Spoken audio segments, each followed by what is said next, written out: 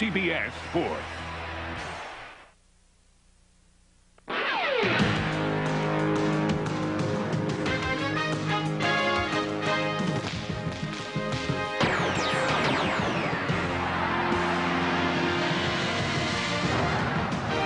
The Duke Blue Devils have one of college basketball's most decorated histories. 2 national championships and 7 Final Fours in the last 13 years. This season, Coach K and his stars Elton Brand and Trajan Langdon have the Blue Devils ranked number 2 in the land and are ready for a run all the way to St. Petersburg. Today, they'll face another of the game's great programs, St. John's. New coach Mike Jarvis has the Red Storm back in the top 10. Super sophomore Ron Artest leads the team in scoring and assists and has all of New York thinking about a big-time upset.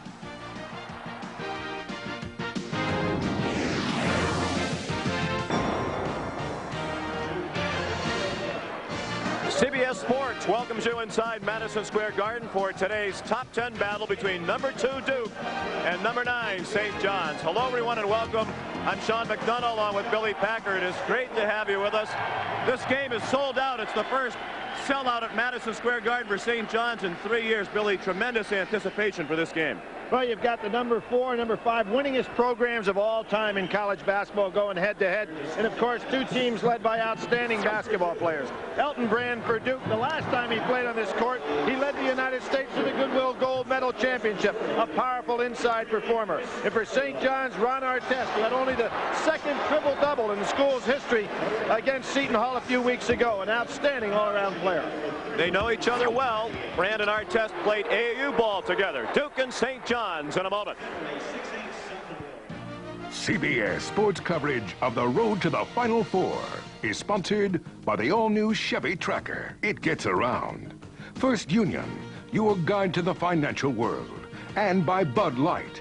For the great taste that won't fill you up and never lets you down, make it a Bud Light.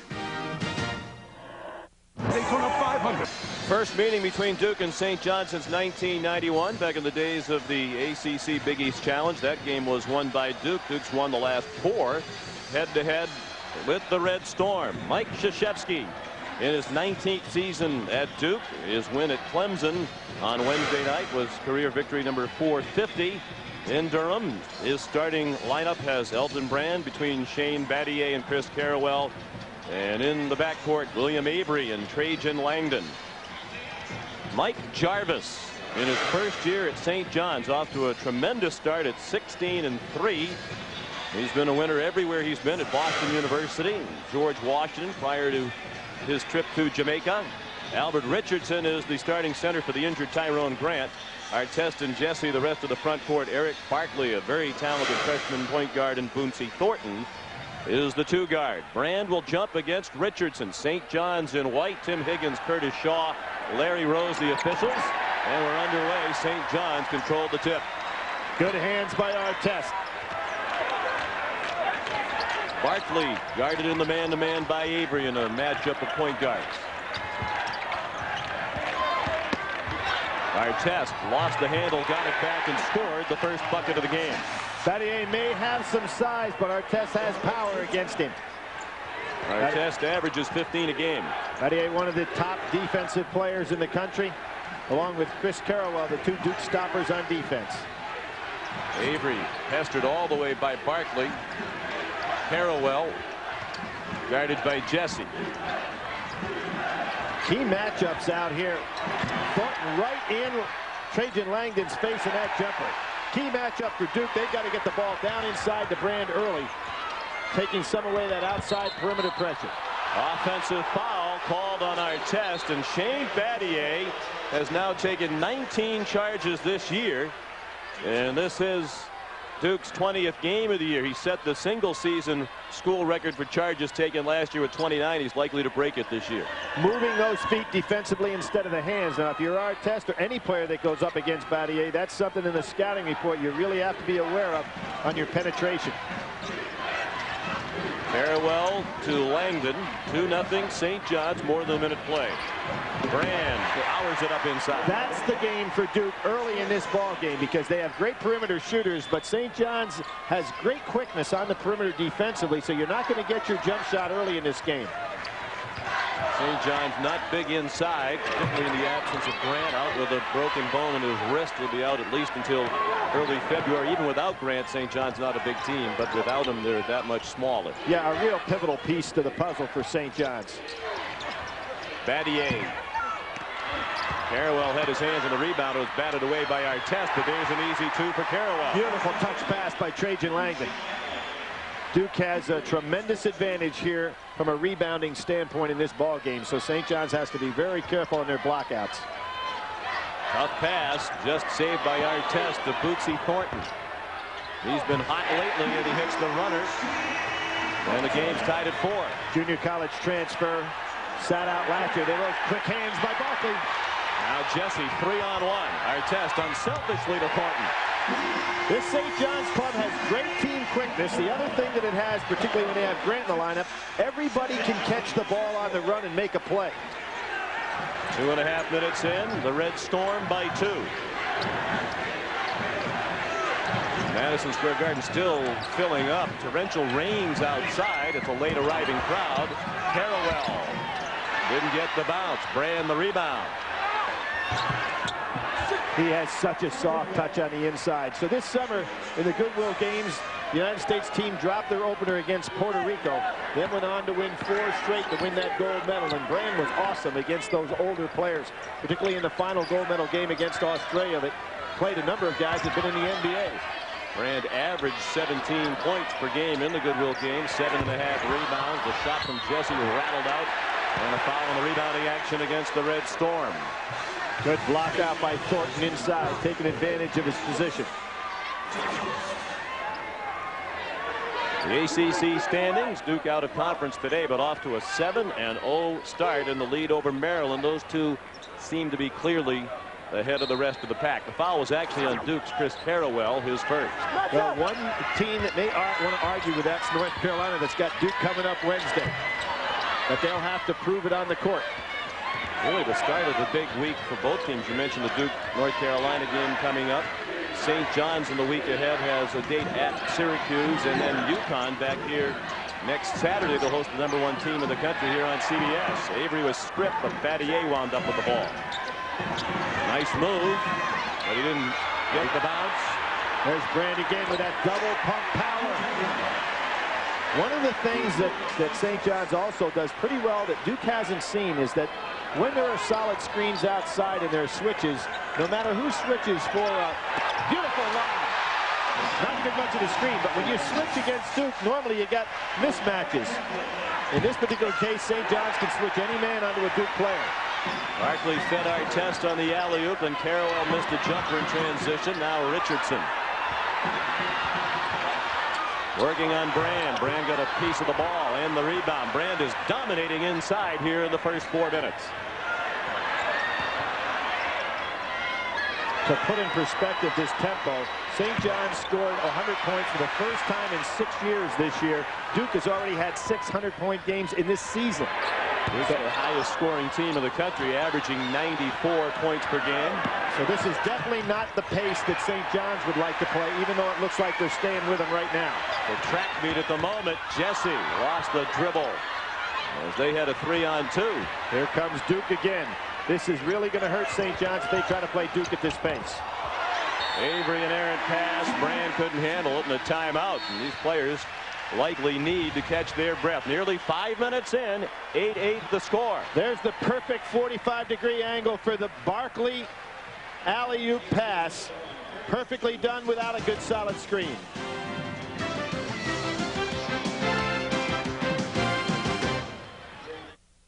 This being the most anticipated game in the metropolitan New York area in many years. Jason Williams, Sam Cassell among those in attendance. Jason, one of the great players in St. John's history. Spike Lee's here. We'll keep an eye on who he might be heckling as the day goes along. And of course, no St. John's game complete without Lou Carnesecca. And without the sweater.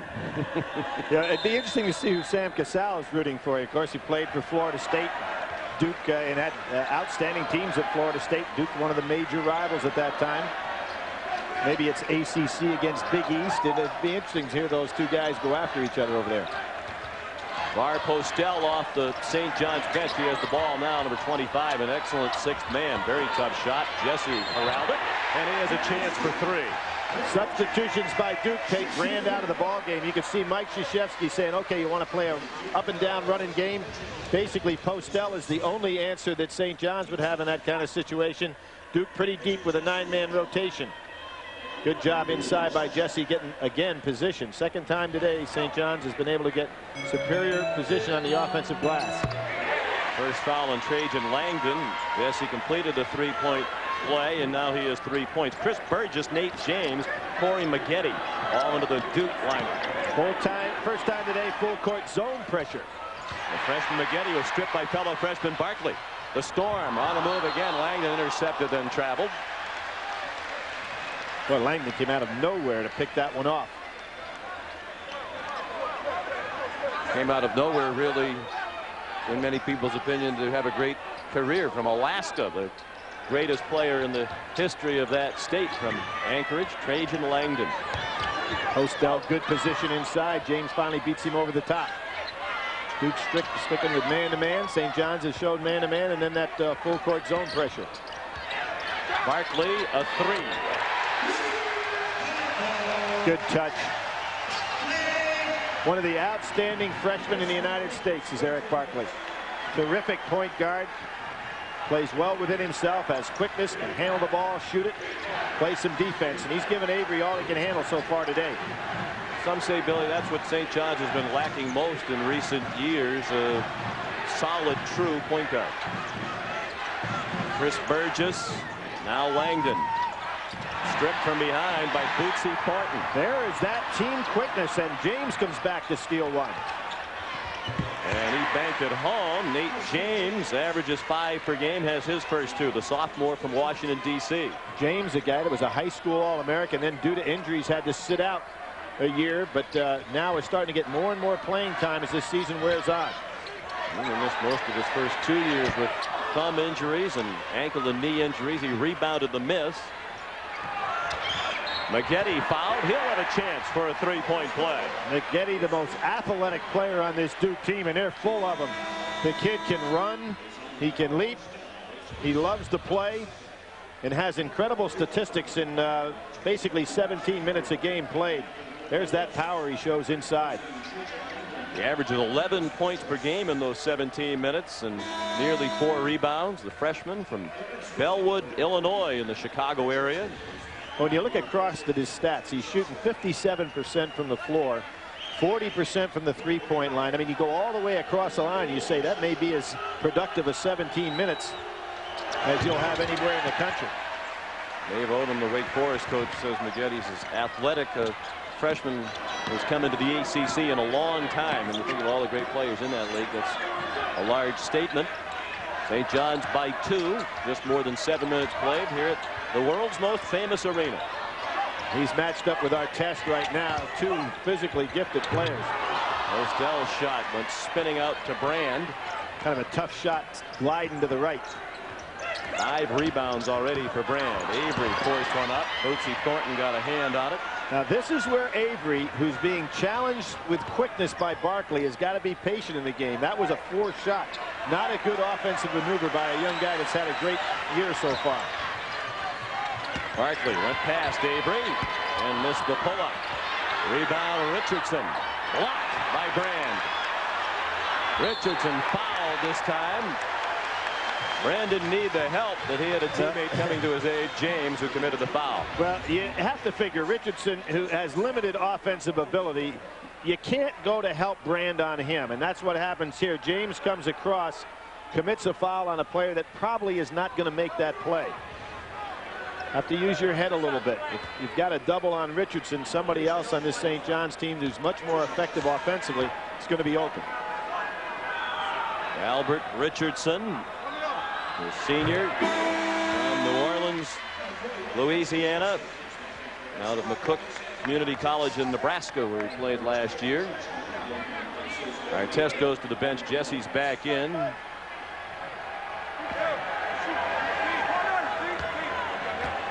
Albert was an honorable mention junior college All-American.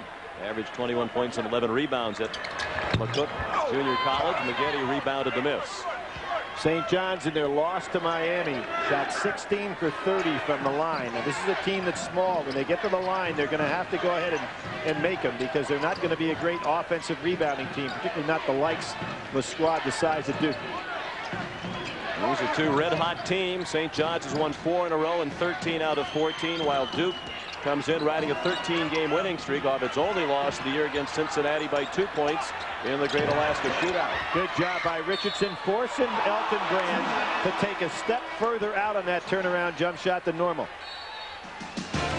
Duke will inbound the basketball when we come back. This is a battle between the ACC and the Big East in the 90s, one area in which there is no comparison between the two conferences, NCAA titles.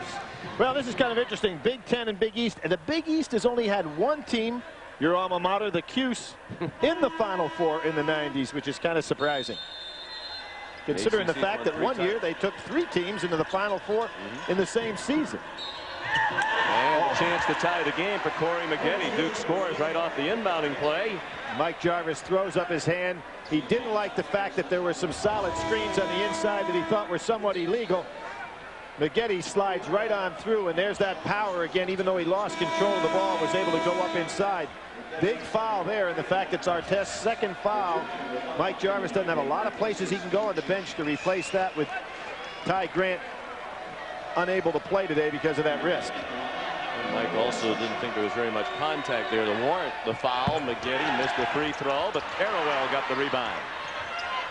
Langdon open for 3, and that's a mistake. That's just a great hit-ahead pass by Avery, and this team will wear you out from the outside. A tremendous three-point shooting basketball team. And Langdon, one of the best in the country, individually at 46.5%. Postel unlucky again. That's his second shot that's rattled out. Artest is on the bench now with 2 fouls. Holland Charles is in the game for St. John's, number 11, a guard. Look for Avery to test Charles. Brand, that's a mismatch, and he's taking advantage of Richardson inside. Yeah, what you have here is a situation where St. John's, and this is what's so tough, is going to have to double down with one of their forwards. They can't afford to do it with the guards, because Avery and Langdon will kill you with 3. Boots on a 7-0 run. They've taken the lead. Thornton missed the shot. Richardson a rebound over Brand. But Brand off. Oh, nice touch. 3 points for Albert Richardson. Avery couldn't get by Charles. Richardson averaging 12 minutes a game. Boy, is he going to be expected to do a lot here today, and I don't know what he's going to do. And the fact that he's going to have to run up and down the court with a fresh Elton Brand. See right here on the inside, Brand maneuvering. He can go baseline, or he can come across with a little half hook, and he's got that turnaround jumper and a lot of power. I tell you, from the waist on down, he is as strong as anybody who's been in college basketball since probably Corliss Williamson down at Arkansas. He used to be able to post up the same way. Foul on Richardson was his first.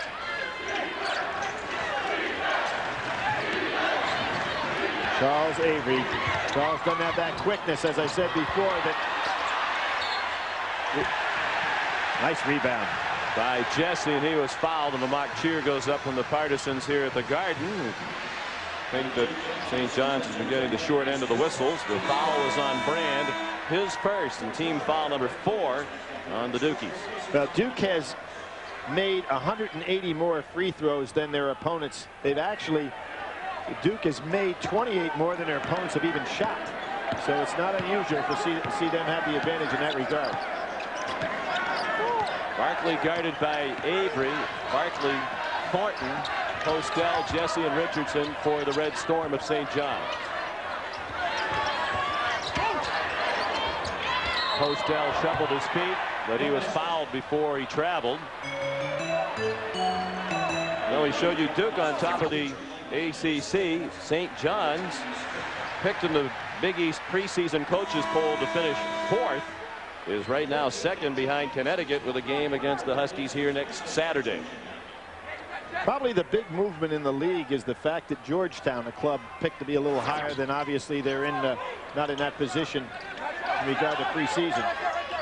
St. John's in the preseason coaches poll was picked to finish behind Connecticut, Syracuse, and Miami. Miami solidly hanging right in there with that preseason prediction. Gave Connecticut all they could handle.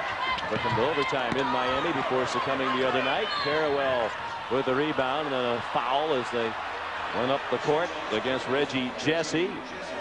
And that is his first. And the 15th foul against the Red Storm. Barkley back in, Charles out. Now Barkley gives Avery a lot more trouble than did Charles. Avery's got to be patient in this game. He's being guarded by a guy that's as equally as quick and got the same size matchup. He doesn't see that often. Avery whipped him underneath, bodies tangled. Two Blue Devils went down, James and Battier, and the pass went out of bounds. Already 7 turnovers committed by the Blue Devils. And I think that's due to the good defensive man-to-man pressure and quickness by St. John's and their ability to be able to switch players and still have pretty decent matchups. Eric Barkley, freshman who played last year at Maine Central Institute on a team that went 35-0. Jesse's shot rattled out. A tip wouldn't go for Thornton. Carawell out of the crowd. Avery, a great pass. Brand couldn't catch it. And he was last to touch it. Now you can see why this team will score 100 points a game. They'll take those kind of chances, but at 19-17 with as many turnovers as they had, they probably have to pull back a little bit in this one. Near the conclusion of today's game, we'll select the Chevrolet most valuable player of the game from each team. Chevrolet will make a contribution to each school's general scholarship fund, a tradition for more than a quarter of a century. Duke by 2, just under 9 minutes remaining in the first half. Sean McDonough, Billy Packer, and a sellout crowd of more than 19,000 at MSG, and the ball goes out of bounds. Last touch by St. John's. 5 turnovers now by the Red Storm. And they pick up full court, wanting to keep this pressure on, and you have to wonder, stamina-wise, whether St. John's can play this kind of pressure tactic this entire ball game. Carawell all the way into the lane, and then McGetty jammed home the miss. Just picked it up underneath the rim and carried it through. 6 points off the bench for McGetty. Meanwhile, St. John's has hit one of its last 10 shots from the floor, and they've gone more than 2.5 minutes now without a field goal. That was the same play, looking for that lob with the back screen, but wasn't there for Barkley. Here we'll see Carawell gets an advantage inside. McGetty will get the ball down underneath the basket and just carry it right on up through. They said only 17 minutes a game that he plays, but he may be as tough a matchup as anybody will see coming off the bench in the country. In high school, McGetty in Illinois was a state finalist in the long jump and the triple jump. Brand, look out, missed it. There's James to finish. Artest had to be careful. He's got 2 fouls on him, and although he showed great hustle there, he could not challenge Elton Brand. And a 20-second timeout called by Mike Jarvis.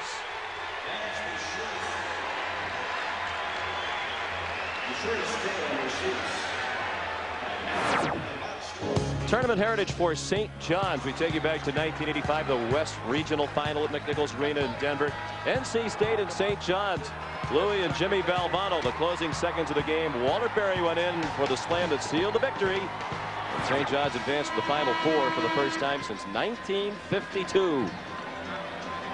Well, 3 guys still playing in the NBA off of that team. Wennington and Mullen and Jackson. Jackson and Mullen playing for the Indiana Pacers this year. Many people feel will be the NBA championship. So Louis got to be proud of that alumni group. Michael Jordan says Indiana is his pick to win the NBA title this year. And you know, when you think of Duke St. John's on a Sunday, you go back to 1979, what was considered Black Sunday in North Carolina. Penn upset North Carolina. St. John's beat Duke. Duke and North Carolina expected to go to Greensboro and work their way to the Final Four. It just didn't happen. Good hands by James. He knocked the ball out of the hands of Richardson. Jesse got the rebound of the miss. Thornton for 3, and they are ice cold. Saved by McGetty, and here comes Avery. Well, they're getting the shots. Sometimes you wear down a little bit and you don't have your legs for the jump shot. Thornton's been working hard on defense. Long drought for the Red Storm. They're down by 6. McGetty was stripped by Jesse. Avery got it. Maggette, an open three. Probably not a good shot, but you can see there's just no blocking out. What happened here? Barkley got caught on the switch. He's not used to blocking out a guy like Carrawell, who went right by him for the putback. Carrawell has 4. He's a junior from St. Louis. Thornton might have gotten away with a walk, and he made the shot in the middle of the lane. And here comes Duke again. Boy, do they put pressure on. You have got to be ready. Avery, a quick three, almost from the NBA line. Well, Avery came to college as a 2-guard. Made the adjustment last year with Wojciechowski as a point guard. And this year now showing he can be a point guard and a scorer at the same time. And off goes James and Maggette. They're all running again. 8 rebounds now for Brand. Maggette. Foul called. And it's going to be a blocking foul called against Bootsy Thornton. Here we'll see Barkley at a guard position, not used to blocking out. He should be here. Instead, Carrawell will go right to the basket for the put-in. Watch Barkley. Turns his head. There goes his man. Timeout. Duke has opened up a 9-point lead.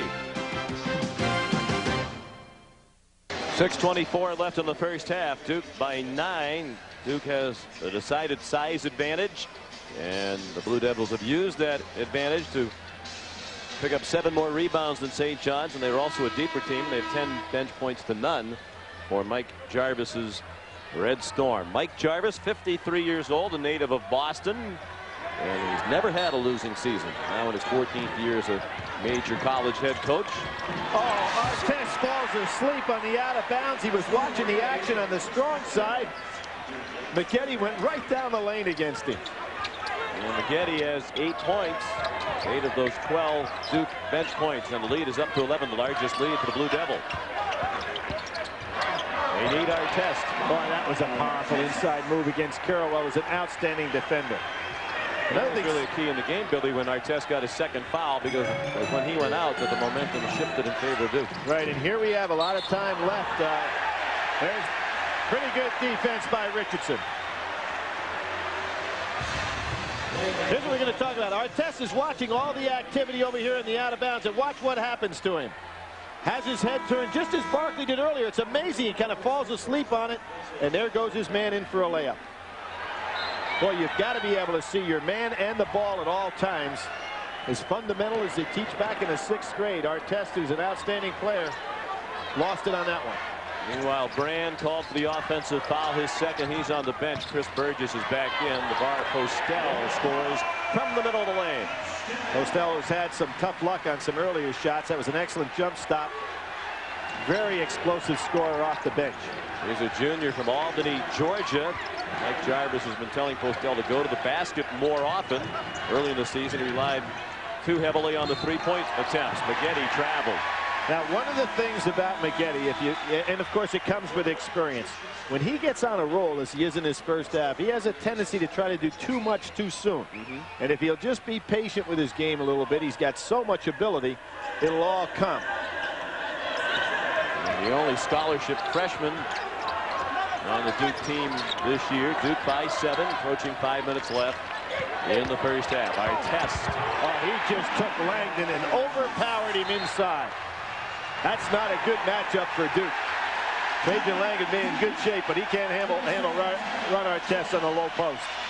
And a 20-second timeout called by Mike Krzyzewski.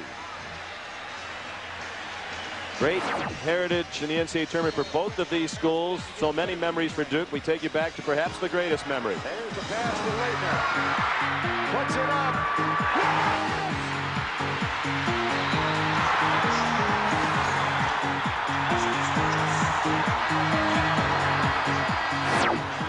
If that wasn't in a championship game, it was an East Regional final, but tough to find perhaps a moment in college basketball that surpasses Christian Laettner's shot in overtime that gave the Blue Devils the 104-103 win over Kentucky. Jimmy Calhoun would argue with you. He'd say, how about the one that beat me and prevented me from going to a Final Four?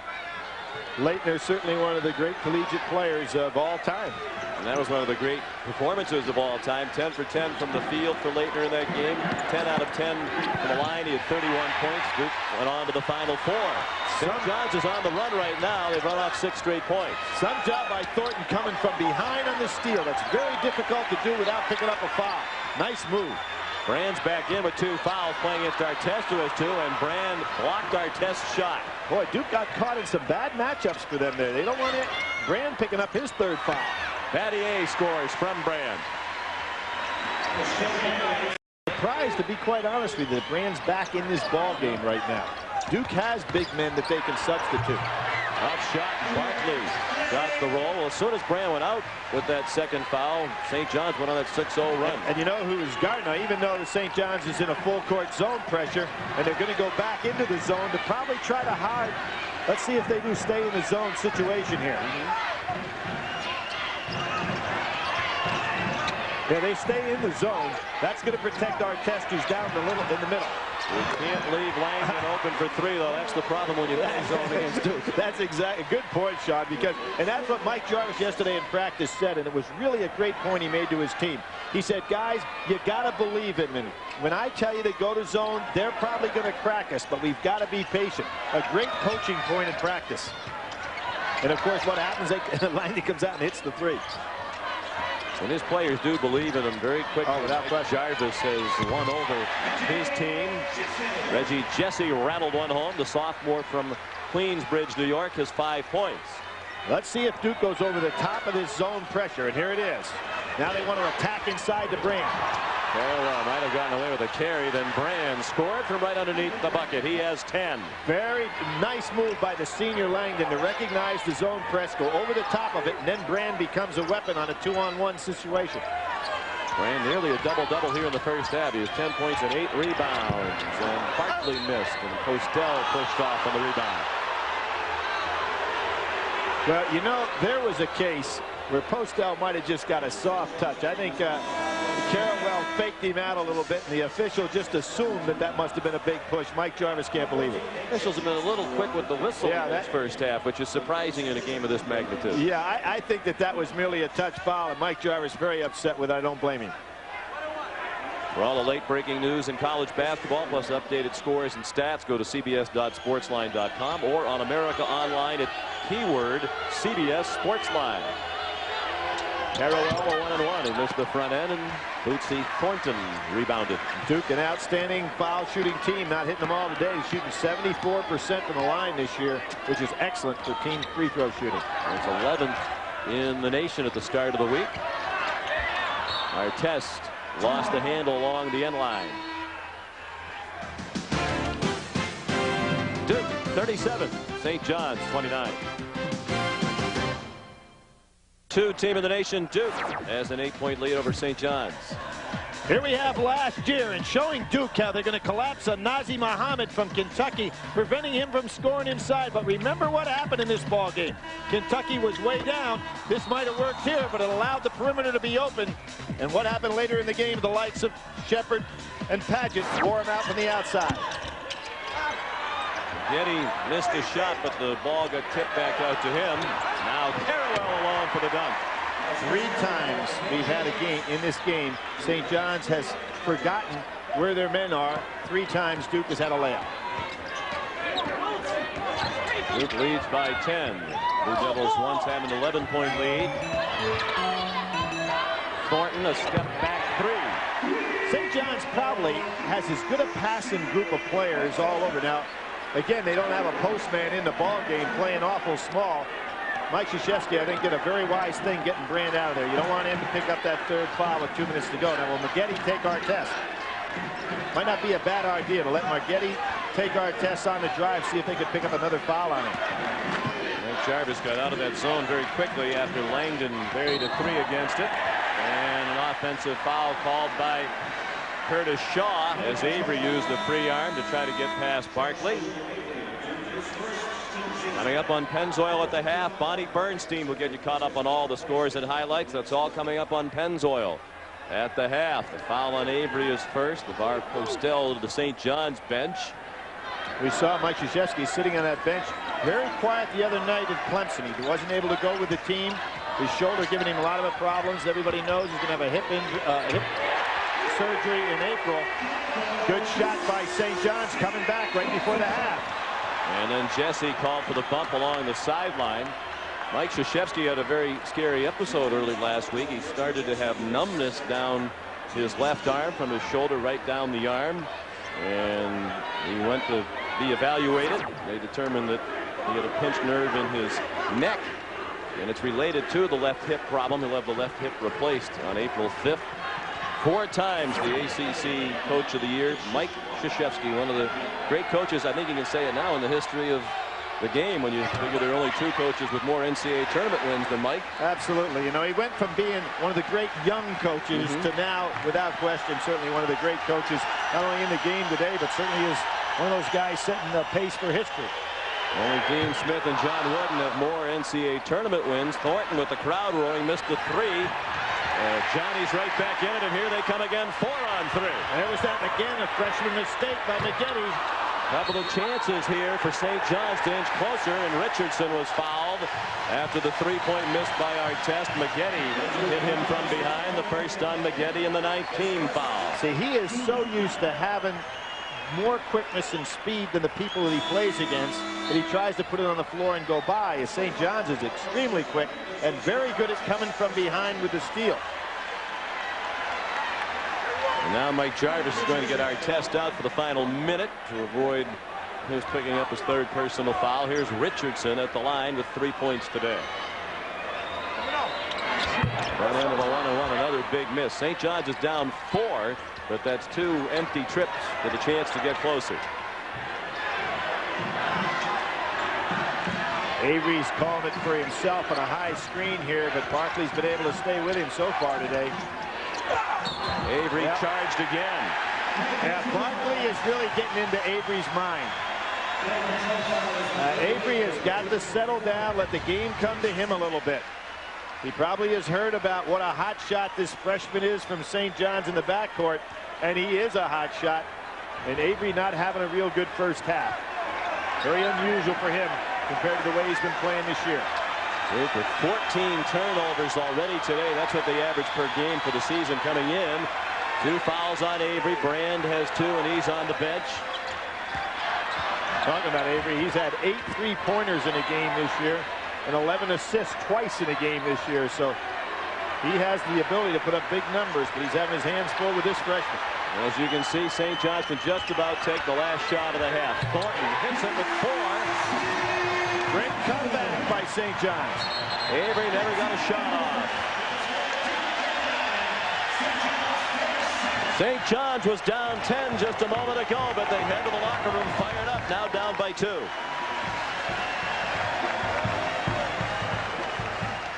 The end of the first half, the score, Duke 39 and St. John's 37. Bonnie Bernstein is along with Pennzoil at the half, right after this message and a word from your local station.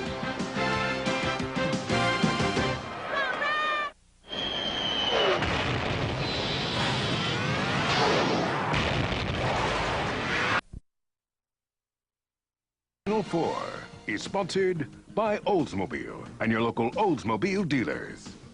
Nicorette Gum. You can do it. Nicorette can help. And by Applebee's Neighborhood Grill and Bar. You belong at Applebee's.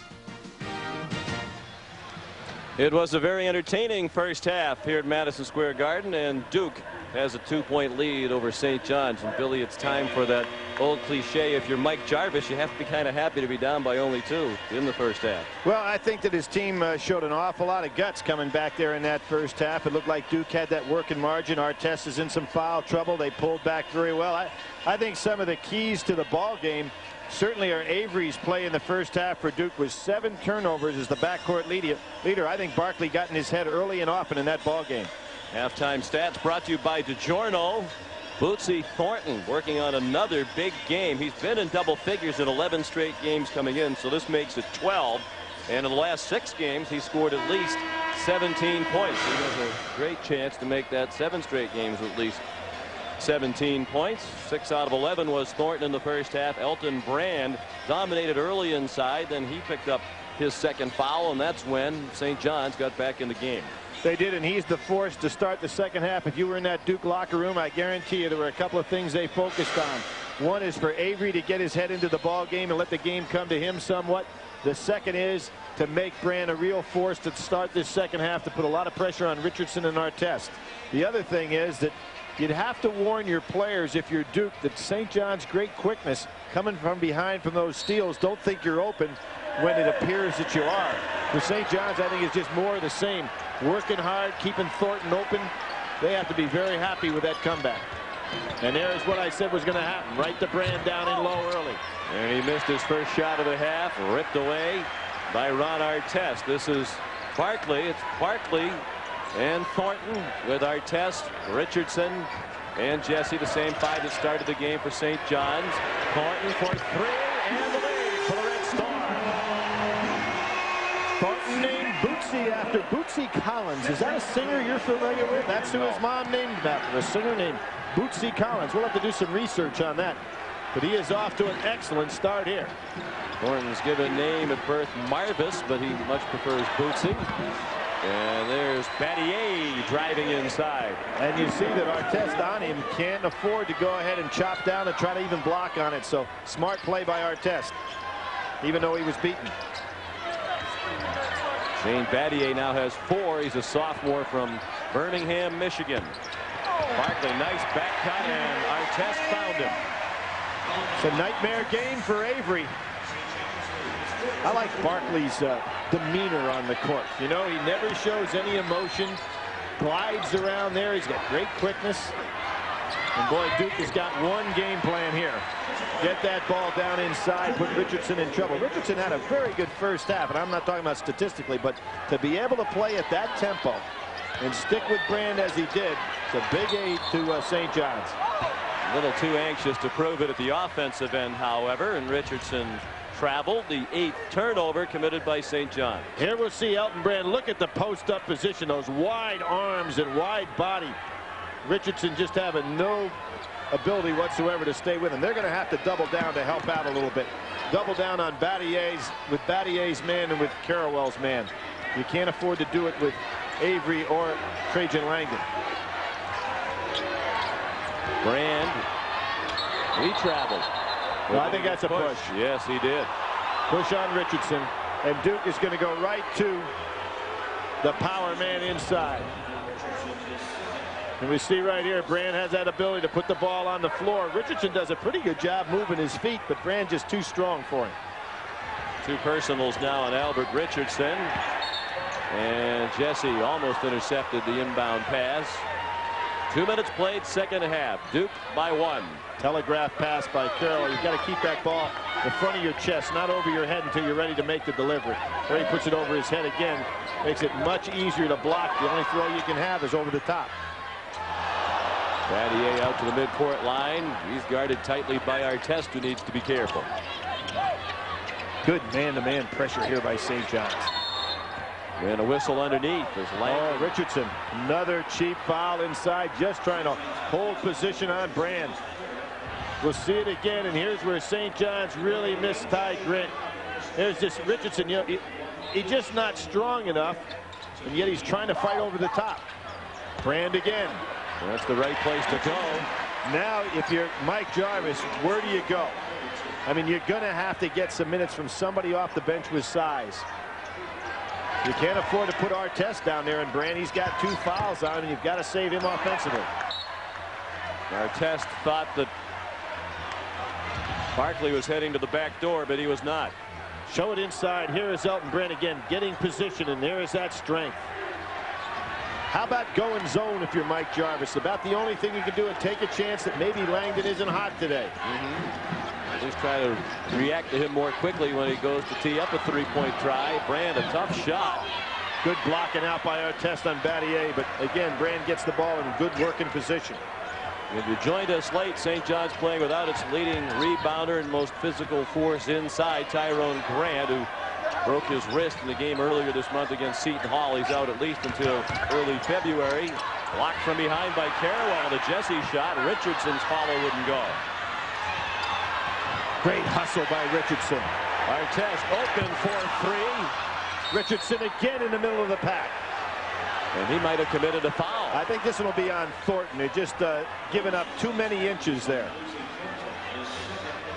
2 fouls on Bootsy Thornton now. Tell you, a lot of energy being expended by both of these teams, and for Duke with the deeper bench, it plays in their advantage here.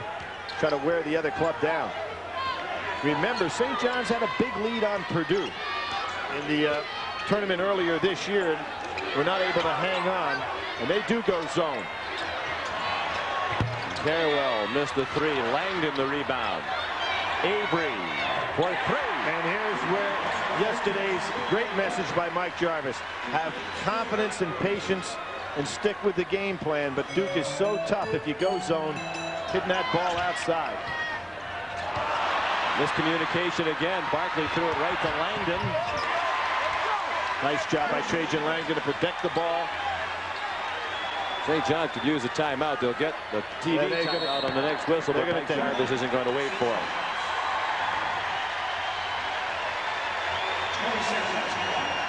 It's a 20-second timeout called by Coach Jarvis. He has his son, Mike II, on the staff, and it was Mike who walked over and said, "Dad, I think we need a timeout here," and Dad agreed. Tonight on CBS, legendary outlaws come out of retirement to help a son avenge his father's murder.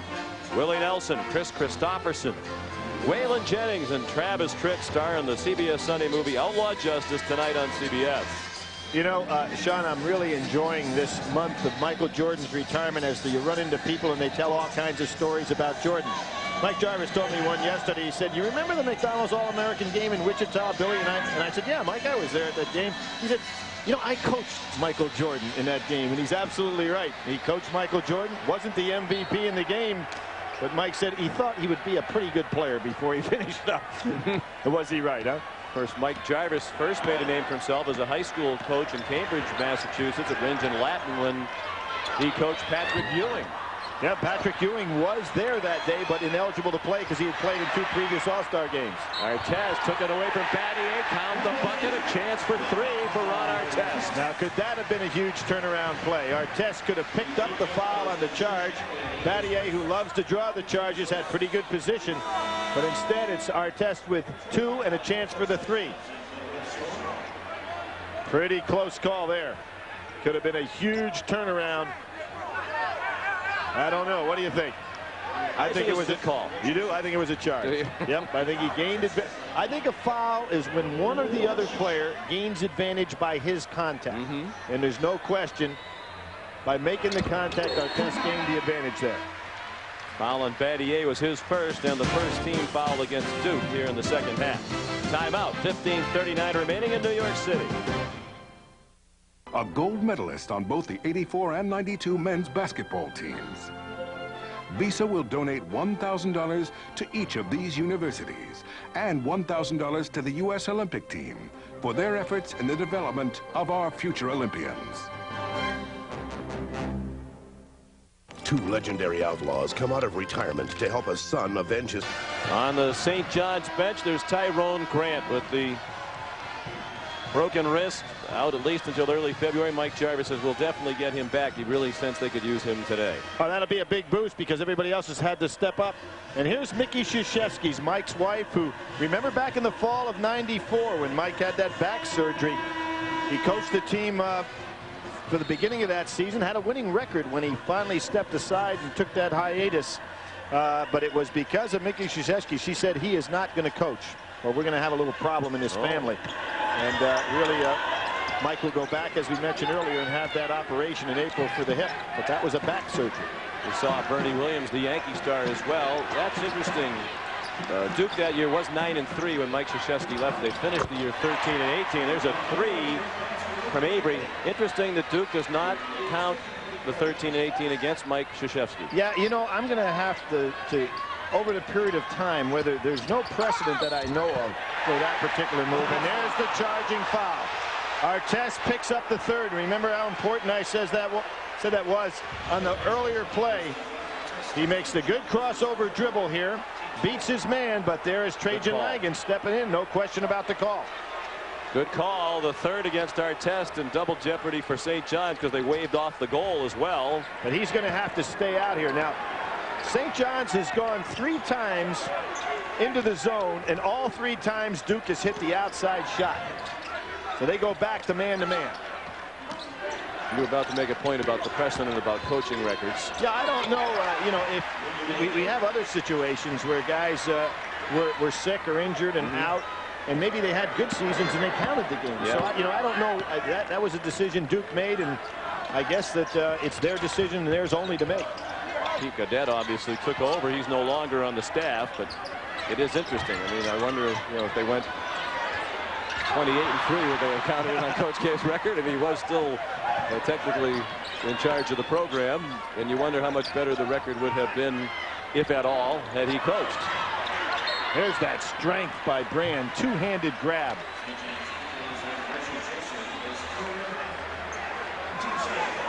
So 5 team fouls already as Jesse picks up his 3rd personal. St. John's in trouble, down 10 again. They did come back from an 11-point first half deficit to take a brief lead here in the second half, but now they're in double digits again. Smart play by Trajan Langdon to go ahead and realize he was the point guard, went and let that ball go into the backcourt, which is not a backcourt violation. A heady 5th-year senior. Remember, he, because of the injury to his knee, he sat out a year. Trajan Langdon spent 3 summers playing baseball in the San Diego Padres organization. Some think he hurt his knee actually during his minor league baseball career. He didn't play baseball this past summer, did represent the United States on the World Championships team in Greece. The team that won the bronze medal. Count the basket, a chance for a 3-point play as Barkley will go to the line, and Avery has committed his 3rd foul. Barkley having an outstanding game, plays well within himself, and he's giving the more experienced Avery a little lesson out here today to how to let the game just flow as opposed to trying to force it. Maggette back in for Carawell, and here's Barkley, one of the most highly recruited players in the country, coming out of Maine Central Institute last year, where he averaged 27 points and 8 assists a game. Before that, he played at Christ the King here in New York City and played on 2 city championship teams his freshman and sophomore years for Bob Oliva. That was good defense by Thornton, good offense by Trajan Langdon. Thornton comes out the winner on that. The pull-up, too strong from Jesse. James had the rebound and lost it, and Postel got drilled, and he'll go to the line for 2. These are 2 teams that don't mind battling. St. John's, although giving up a lot of size, really fights inside. Postel with an excellent offensive rebound and putback. Terrific job inside. Yeah, going up with the 2 hands. Maggette called for his 2nd foul, the team's 3rd, and here's Postel. 21 points, 16.5 against Rutgers. I'll tell you, every kid on this St. John's team is capable of having kind of a monster game against you, know, so they really don't have any weaknesses. Probably you would say Richardson offensively not capable of giving them what Grant could, certainly, but this team can hurt you in a lot of different ways. Tough team to play against. And every time Duke gets a little bit of a margin, St. John's answers, and Duke had to use a timeout. Now the full court pressure zone-wise is working against Duke. It's just zone half court that's hurting them. The lead was 10 moments ago, but St. John's has scored 5 unanswered points.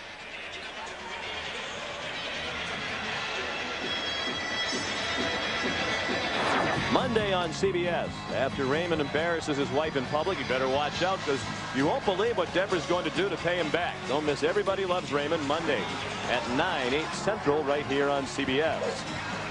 Sean, you know, earlier we had Sam Cassell and sitting there, a lot of these guys sitting there with who they're going to root for. I'm going to give you a guy that has a hard time figuring out who to root for today. A Big East ACC player from the past. Henry Hyde, very important guy in the impeachment proceedings. He was a listen to this one now. He played for Georgetown in the national championship final against Wyoming in '44. He also played for Duke University while he was in the Navy ensign program during the Second World War. Powerful rebounder, Henry Hyde. Well, Duke University, Georgetown. Connection to Duke, and not necessarily directly to Georgetown's a Big East. Yes, Big they East. are. But let me ask you this. If you're a Syracuse fan, for instance, do you cheer for Georgetown when they're not? I would think so. If you're a Big East person, I think you'd cheer for Big East people. Except when they play your team? Yeah, Well, exactly. that's interesting. Exactly. I suppose you would. You cheer for your league to do well because it adds to the argument that your league's good and your fellow teams fare well. Barkley was just called for his first foul. Barkley had an amazing performance Wednesday night against Providence, a team that presses quite a bit. No turnovers in that game against the Friars. They throttled Providence. Now there's Avery again. Not a good judgment. You'd only up 5 points. St. John's playing well. You don't go ahead and... is that not a charge? It was a block called against Langdon. It sounded like one of those whistles, Billy, where maybe the official was anticipating a little bit more contact than there actually was. Well, a good call because Avery had... Trajan Langdon did not have good defensive position on that play. He stepped in under Postel, so good call. Third personal sends Langdon to the bench, so the fouls are a factor now. Artest traveled. Oh, tough call for St. John's on that one because he had Brand up in the air.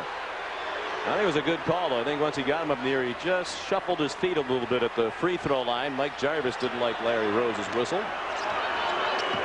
This press causing Duke some real problems. Maggette fouled. Artest came to help Jesse, who was beaten, and Artest. That's his 4th. Yes, indeed. That's huge. He is their best player, leading scorer and second leading rebounder. 12 minutes now. He's got to come out now. Richardson's going to come in there for him. Plus, he got hit pretty hard. Took a real whack. He's kind of limping a little bit here, but he knows he's going to have to sit down. Now, is he going to come out on the whistle? Richardson ready to check in for him. Maggette makes it a 6-point lead. Out goes Artest with 12:42 remaining. Artest doesn't run into or have many guys that have his size and power that run into him, but Maggette is every bit that. Took a tough lick there. First free throw made by Duke today. Maggette makes it 2 in a row. He was the player of the year in high school in Illinois last year. Worked at one of Michael Jordan's camps, and Michael gave him a hard time. Why didn't you go to North Carolina? Chose Duke instead of Jordan's beloved Tar Heels. Postel won the ball inside, and Jesse really should have got it to him because Postel's got quickness on Battier. Richardson couldn't finish from about 6 feet, and Battier ripped it away. Duke by 7 with Artest out of the game, perhaps a chance to pad the lead. Brand wants it down the low post. Good help that time by Thornton from the weak side. Richardson guarding Brand, and Richardson has 3 fouls. And they're quite physical underneath as the 3 comes up short. But Carrawell corralled his own rebound. Now that's Maggette did rather. Maggette, yeah. He was fouled. Well, you have to assume that Maggette's going to follow his own shot, right? I mean, the guy is a very aggressive basketball player. You want him to take that outside shot, but you want to make sure you're blocking him out because he's so much more difficult to handle inside. Now Richardson has 4, and Artest is on the bench with 4. And Maggette shoots 2 again. Well, Mike Jarvis has got Donald Emanuel over there that he could bring in with a little bit of size. And he's probably going to have to go in that direction. He hasn't played at all today. He has appeared in 18 of the 19 previous games with 10 starts, so Emanuel is a regular in the rotation, but not today. Maggette missed both, so it's still a 7-point lead for Duke.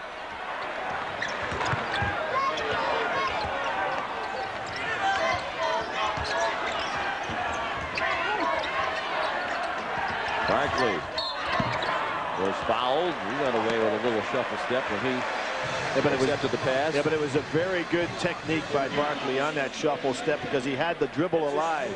He gained a lot of room on that going right by Avery. So the fouls of the story right now is Avery just picked up his 4th. So Artest is on the bench with 4. Richardson playing with 4 for SJU. And now Avery of Duke has committed his 4th. And Langdon's going to come back in with 3. And one of the things a lot of people wondered about this Duke team is it's really not deep in the traditional sense of backcourt players. But what they do have are a lot of swing players like Carrawell, like Battier, that can handle the ball in the open court. So it really takes away your ability just to put pressure on what would be traditional guards. Yeah. A lot of depth in terms of size. Would have had even more had Mike Chappell not transferred to Michigan State. He had a fine freshman year last year, averaging better than 7 points per game for Duke. St. John's down by 5 in the second half. Sean McDonough with Billy Packard back at sold-out Madison Square Garden. Nearly midway through the second half, Duke leads by 5. Foul difficulty on each side. Avery, Artest, and Richardson all with 4 fouls. Mike Jarvis put Artest with 12:42 remaining. Well, obviously, that is something that favors Duke highly because they have some things that they can do and work around Avery. But there's not a lot that St. John's can do working around Artest and Richardson. Richardson back in the ball game now, and one of the things that could help a little bit now, you could think about going zone a little bit now because primarily you've only got Trajan Langdon as the outside shooter with Avery on the bench. Maggette, good cut. He was fouled on his way down the side of the lane. As strong as Postel is, he's not a match for Maggette. Monday on CBS, it's an all-new Cosby, followed by Kevin James and Jerry Stiller in The King of Queens. And how will Raymond's wife get even after he embarrasses her in public on Everybody Loves Raymond, followed by an all-new Becker starring Ted Danson, and an all-new LA Doctors with Ken Olin's wife, Trisha Wettig, in a special guest appearance Monday on CBS. Maggette hit the first free throw. Duke has not had a good day at the line today. Well, the reason for it is they haven't had traditionally on the line their great free throw shooters in the backcourt, Trajan Langdon and William Avery.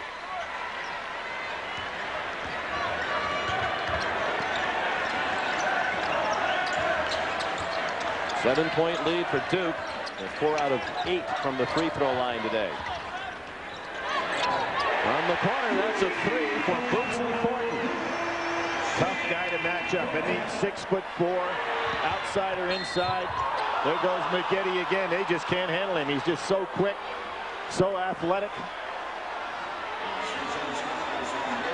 Interesting matchup, showing you how versatile a defensive player Carrawell is. He is now guarding Barkley.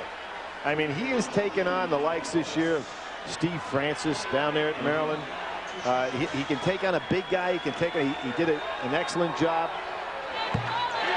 Now against a small guard, he's just. It's amazing how he can balance off and take all different kinds of players.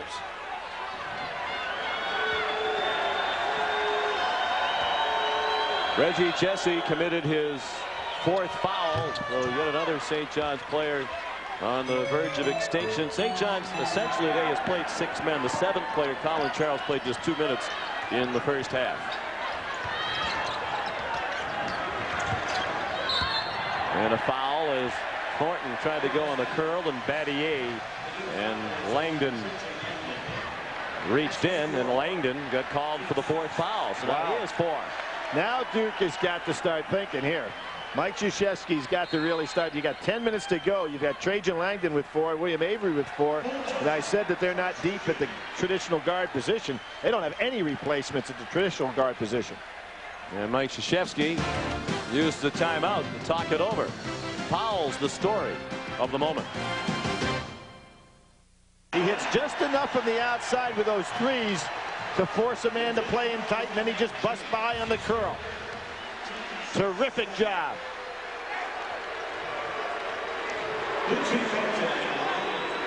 Bootsy is 22, averaging 15 a game, but that average has been coming up.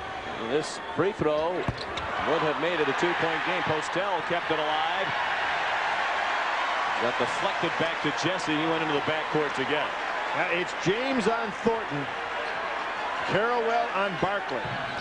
What they're trying to do is to save Avery, who's over here on Jesse. Jesse ought to post up on him. Oh, yes! Thornton is just light him up.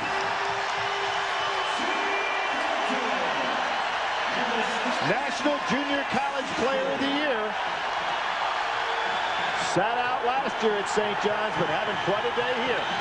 And 3 by Bootsy Thornton tied the game at 60 midway through the second half. This battle of 2 versus 9. Everything you could hope for in Nick James quiets the crowd with a three. Points coming from funny places there. Brand wanted that ball in the low post. And what's Duke? Did Duke go to his zones? Thornton feels it, misses it that time. Avery all alone on the weak side for the rebound. Unusual defense by Duke that time is really man-to-man, but Brand not playing on Richardson. Brand. Oh, such a tough player from Peekskill. Home of the New York Governor. Governor George Pataki. Right. Who was a pretty fair player himself there in Peekskill. His daughter went to high school with Elton Brand. Governor Pataki would show up at the Peekskill games when Elton was playing there, and they had an outstanding team, as you might expect, while Brand played for Peekskill High. What hustle? There's Postel. I'm telling you, this is a team that doesn't want to be denied. And again, without their leading rebounder and now without their leading player on the bench with fouls, they're really doing the job. Looked from here that it was Postel, but they credited that bucket to Thornton. He now has 27 points. James short with a three. Surprisingly, right now, Mike Krzyzewski trying to steal some minutes before he gets Trajan Langdon back in the game, getting shots from strange places. I thought that Postel hit this ball. I think it should have been Postel's basket. But in any case, they all count for their team. And St. John's has been without Artest now for exactly 4 minutes, and they're hanging right in there with Duke. Artest on the bench with 4. Richardson playing with 4, as is Jesse. And what Battier wants to do is get the ball to Elton Brand. And there it is. Working on Richardson. He passed off to James, and he was fouled by Thornton before the shot. Good move by Battier to understand what the objective was on the play. Whereas James is looking to take shots, Battier understands everything's got to start inside with Brand first. Something will happen off of that. 3 fouls now on Thornton. 11 team fouls against St. John's here in the second half. The officials have been calling this closely throughout. Here's Nate James at the line with 7 points. Out of St. John's at Prospect Hall High School. Played for Coach Stu Vetter. They have a lot of great players there over there. Jason Capel, who's now at North Carolina, although out with mononucleosis. Randolph Childress, X-ray hip. Cameron Dollar, George Lynch, Serge Zwicker, Dennis Scott, all played at St. John's at Prospect Hall. You know, you can look up at the scoreboard, 8:31 to go. The game's in the 60s. Duke's the leading scoring team in the country with the biggest margin of victory also. And it's been played at St. John's pace. They were able to go ahead and take away that full court up and down running that took place early in the ball game and got it to play their style. Now the bounds, last touch by St. John's. Duke is averaging 94.5 points per game, and their average margin of victory this year is 27 points to lead the nation. In the ACC, when they've gone 7-0, they've won by an average of 26 points. They've had some real blowouts there in the league that's top heavy this year. Postel missed a 3. It's Duke by 5 with the ball after the Brand rebound, his 10th, and that's a double-double for Elton Brand, his 8th for the year. Avery should wait on Brand again and get the ball down in the low post.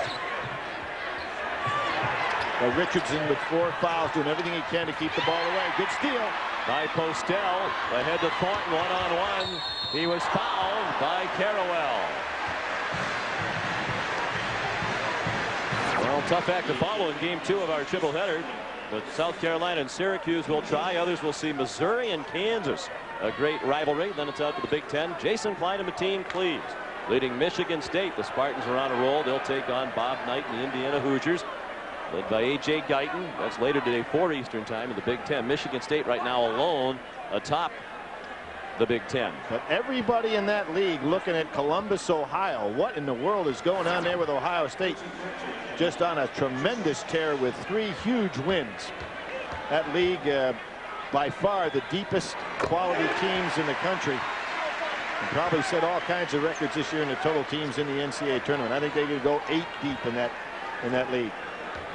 Well, quickly Jim O'Brien has turned that program around with a Big East player. Scoonie Penn brought him with him from Boston College. 29 points for Bootsy Thornton. Now, how long can Mike Jarvis go with Ron Artest on the bench? You know, at the 6-minute mark, he's got to be thinking about it.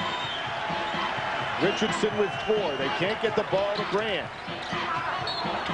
James fortunate to get the whistle there as he lowered his shoulder and just burrowed his way into traffic.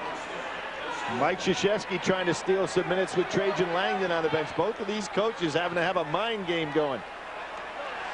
Well, that's 4 fouls now on LeVar Postel. So just about everybody in the building, including Billy Packer, has 4 fouls. Here's James at the line. He has 9 points, well above his average of 4.7 per game. Let's check out the CBS Sportsline stat of the game. For complete college basketball coverage, go to cbs.sportsline.com. Not a surprise there, given that St. John's has essentially played this game with 6 players. 2 minutes from Colin Charles, the 7th player, and that's it. Although Duke hasn't gone as deep as it usually does. They've used 8 players today. Well, Duke, again, not getting their premier free throw shooters on the line today. Playing with guys that are their weaker free throw shooters, and they're not having the kind of game they normally have from the line. 7 out of 16 are the Blue Devils, one of the best free throw shooting teams in the nation coming in. Thornton trying to get loose on the baseline. And the rebound went over his head off the Postel miss. A career high for Thornton today, 29 points. And at the other end, Carrawell banks it in. Pretty versatile player to get a rebound on one end, take it court to court. Barkley, blocking call along the baseline. Battier trying to draw yet another charge. Instead, he was called for the foul. Now, if you're Barkley, what you want to do in a game like this, there's really nothing here. You want to occupy a little bit more clock. Battier did get over there. You want to occupy a little bit more clock and try to save some time for your team to get Artest on the floor. So that would have been good to pull that one back out. 2 fouls on Battier. Barkley might have hurt his wrist or his hand on that play as well. Battier goes out now. Maggette back in. 9 team fouls, so not yet the double bonus. That'll happen on the next Duke foul. Barkley with 12 points today.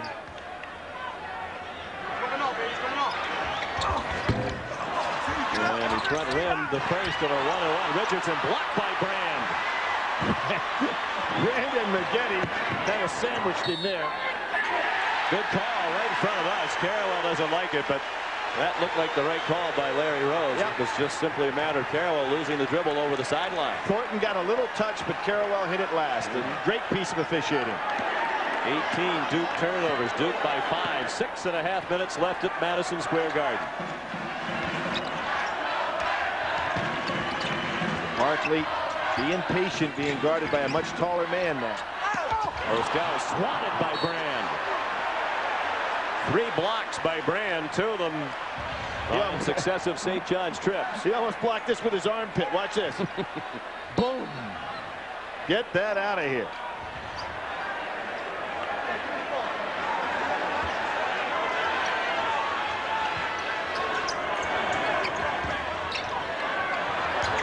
Postel got shut off by Maggette. Richardson's had a tough time scoring today, and that shot's way off. You think it's about time to put Artest back in? Well, I think that at a 5-minute mark, Mike Jarvis has got to go and bring him back in the game. And for Mike Krzyzewski, you leave Trajan Langdon on the bench as long as you've got the lead. You want him in the game at the end so you can have him on the free throw line if necessary. So Mike Krzyzewski doesn't have to make the same tough move that Mike Jarvis has to make. Brand was triple team. That left James open, but he missed the 3. See, that normally would be Trajan Langdon out there for the 3. They're much easier to defend. Jesse stripped by James. Then Brand came flying over the top of the pile and committed a foul. His 3rd. And that's the double bonus now. 10 team fouls on Duke here in the second half. But even though Jesse missed, how about how aggressively he went at that hoop? This is surprising. Trajan Langdon's going in before Artest. Artest is arguing on the sidelines. I won't say arguing. He's pleading his case on the sidelines, trying to get back in this game. Here we see Jesse flying in there, and he loses handle on the ball. Now Thornton adding to his best day. As a college player, 30 points. Artest still on the bench. He's been there for more than 7 minutes of game action now. But his mates are keeping the Red Storm in it. Most notably Thornton, who's been just about a one-man show here in the second half. I'd say in the next 30 seconds we'll see Artest in this ballgame. Under the 5-minute mark. Duke by 3. Langdon back in there now with Avery. Along with Carrawell, Brand, and Maggette.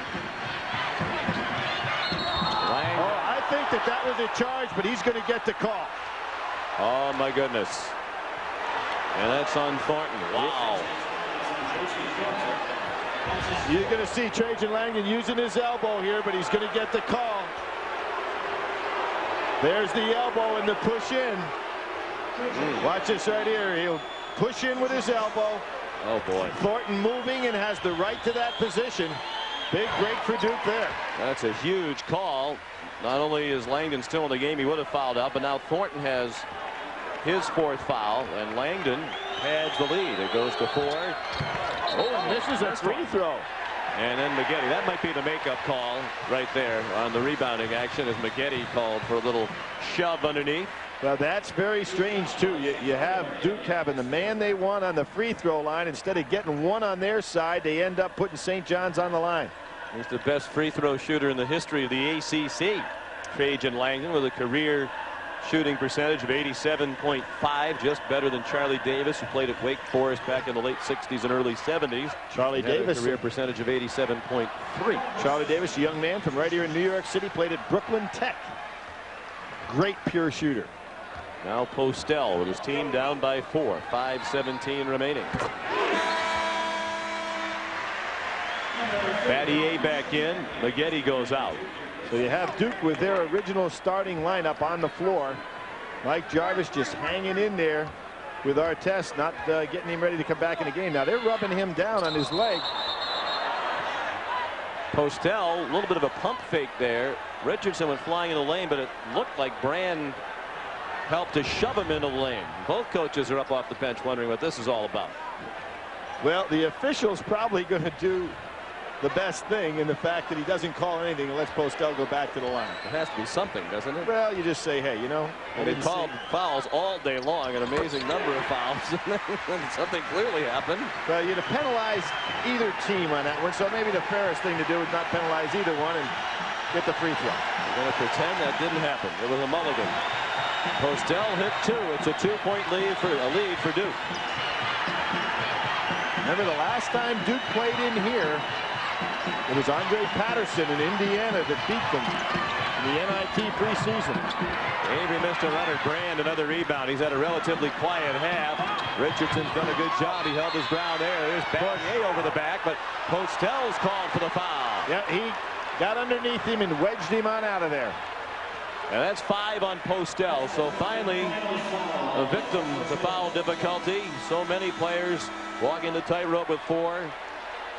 But now Postel leaves with 5. That's 14 team fouls in this half against St. John's. Postel had 6 points today. Artest up and wanting to get into this basketball game. Why not? It's under 5 minutes to go. Postel leaves to a nice hand. He was a starter last year, very valuable 6th man this year. When we talk about the expectations, people surprised by St. John's success. I'm a little bit surprised that that's the reaction, given that they won 22 games last year. They're adding Barkley, one of the top 5 high school players in the country, according to many of those recruiting publications.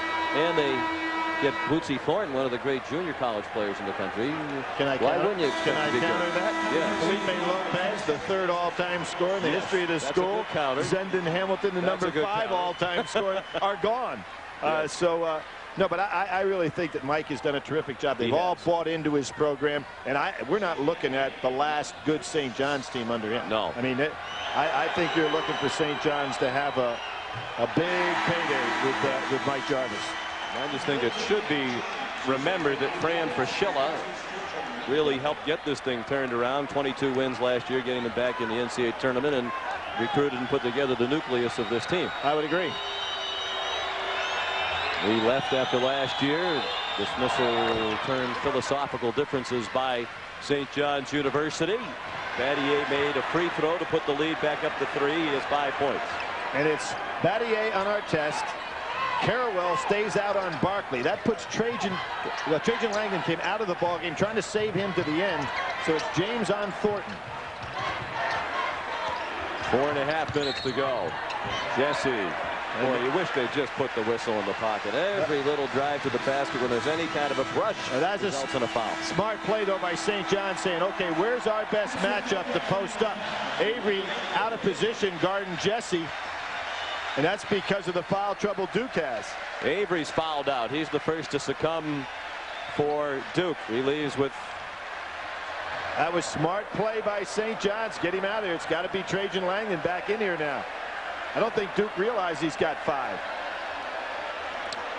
He leaves with 11 points. That's 12 team fouls on Duke in this half. And there's still 4 minutes and 27 seconds to go. There's 26 team fouls called, 26 fouls called in this half in just over 15 minutes. As you watch this game, would you say this has been an overly physical game? Oh, I think it's a very physical game, and I'll tell you why. Because you've got St. John's is very much like Cincinnati. They're obviously not as big, but they come at you with a lot of team quickness. Tough matchups. So this is the kind of game where they put a lot of pressure on the officials coming at you. And Duke is a kind of club that can withstand that fairly well, too. I think right now, if you're St. John's, whoever Trajan Langdon is guarding, you've got to go ahead and put the ball in that guy's hands. Try to get missed both free throws. It's still a 3-point lead for Duke.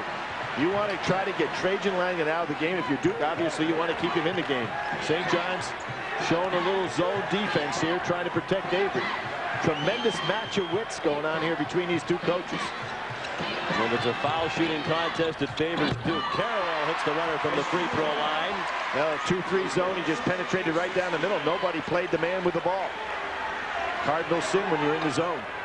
10 points for Carrawell out of Cardinal Ritter High School in St. Louis, the same school that produced Julian Winfield of Renton, Missouri, Jahidi White of Georgetown, among others. Artest had it rejected by Brandon. He looks to run the floor. Well, I'm surprised. St. John's had things set up for Jesse coming on the baseline to drive on Trajan Langdon. Didn't try it. Great job by Brand inside by Duke.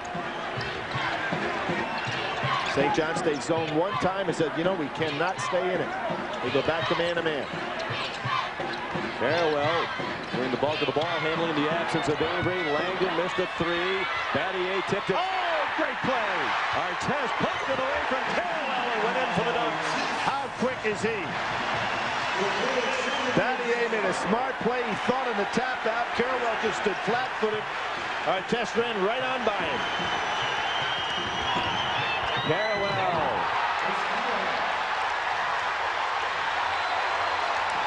Not just a defensive stopper, huh?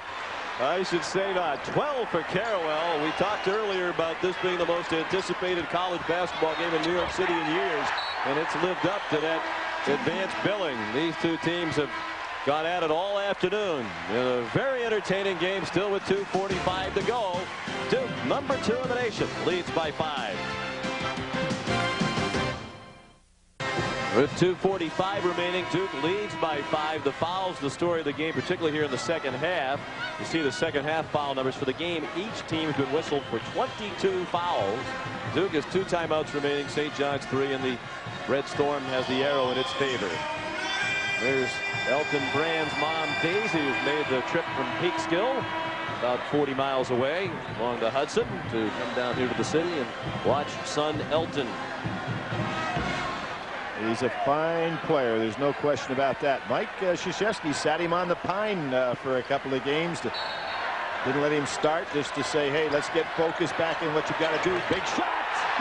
Thornton continues. 34 for Bootsy Thornton. Great play by Mike Jarvis right out of the timeout to get Thornton in position for a 3. They've gone away from him on recent possessions. He's the reason they're still in the game. Here you're trying to get a situation to get the ball down into Brand. Who makes the entry pass? Langdon with 4, guarded by Artest, who has 4. Shot clock at 10. Brand on Richardson, who has 4. Brand in traffic. The tip wouldn't go from James. Thornton calls a timeout as he's going out of bounds. Brand almost had what he wanted there. Couldn't quite get the handle. Good hustle by Duke and by St. John's. Mike Jarvis is smiling. A 20-second timeout tonight on CBS begins with 60 Minutes. Was a Marine pilot hot dogging, being a cowboy when his jet severed a cable on a ski slope in Italy, killing 20 people. His story, 60 Minutes tonight, followed by Touched by an Angel. Then Willie Nelson, Chris Christopherson, Waylon Jennings, and Travis Tritt star in the Sunday night movie Outlaw Justice. All tonight right here on CBS.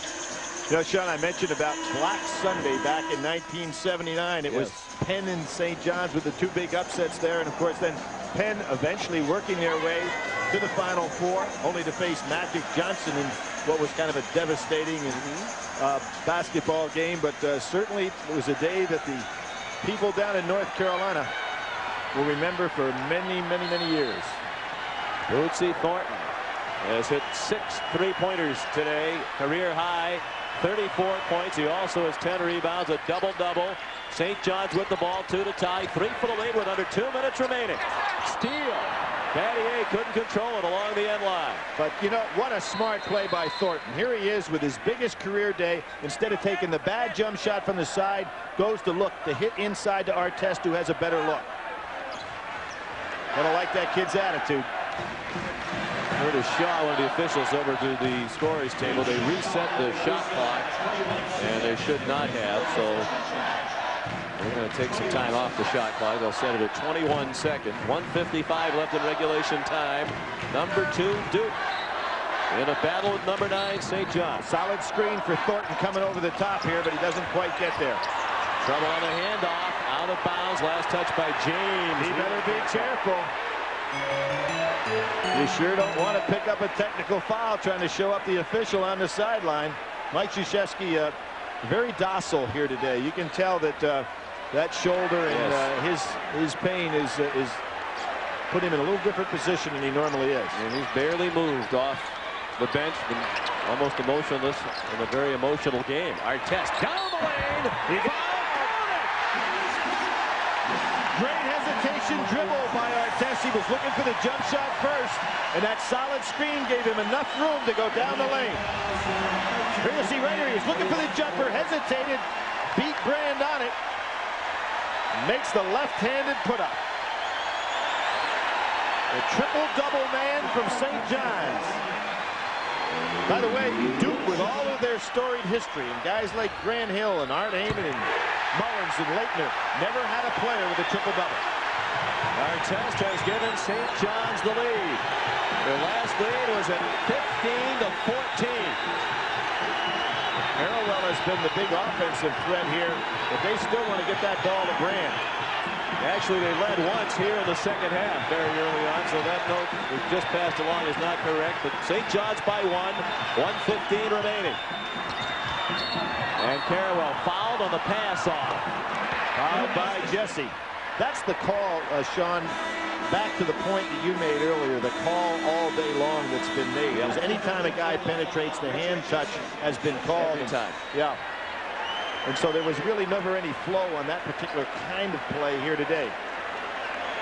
So Jesse's fouled out. Now Mike Jarvis is in trouble. He's been trying to play with 6 men all day, but he's lost 2 of those 6 men. So the only other player who's seen action, the 7th man today, Colin Charles at guard, is going to come back in. Well, one thing I will say, when these two teams hit the locker room, whoever wins or loses can honestly look at their coach and say they gave it their all physically. Yes. I mean, there might have been some misjudgments by a player or two, but as far as physical effort, both of these teams have left everything on this floor.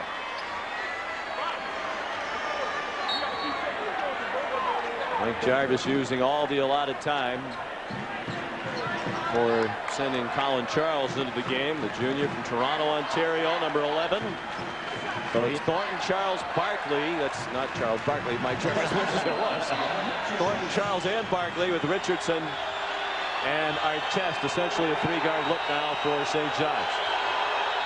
Harrowell ties it with 1:11 remaining. Well, one of the things you kind of like for what St. John's has got there, they've got 2 basically point guards in the basketball game. Remember, Trajan Langdon has 4 fouls on him, and Mike Krzyzewski would love to have him out there. William Avery's already fouled out.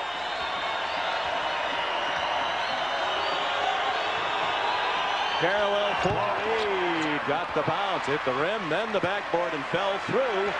14 points for Carrawell. Duke by 1, approaching 1 minute remaining. And it's James on Thornton. Now, he seemed to be the guy you'd want to get the ball to. Here he comes off the baseline. Artest gave it back to Thornton. He missed the short one. Brand rebounded and then lost it. They're on the floor. And as the ball came squirting out. What's this call? I don't know. Tim Higgins. I'm not sure the referee knows either. Let's see. What's the call?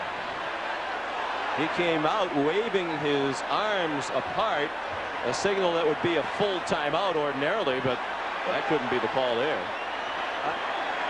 I have no idea. Now, you see Mike Krzyzewski limping down the sidelines. He is really in some pain here.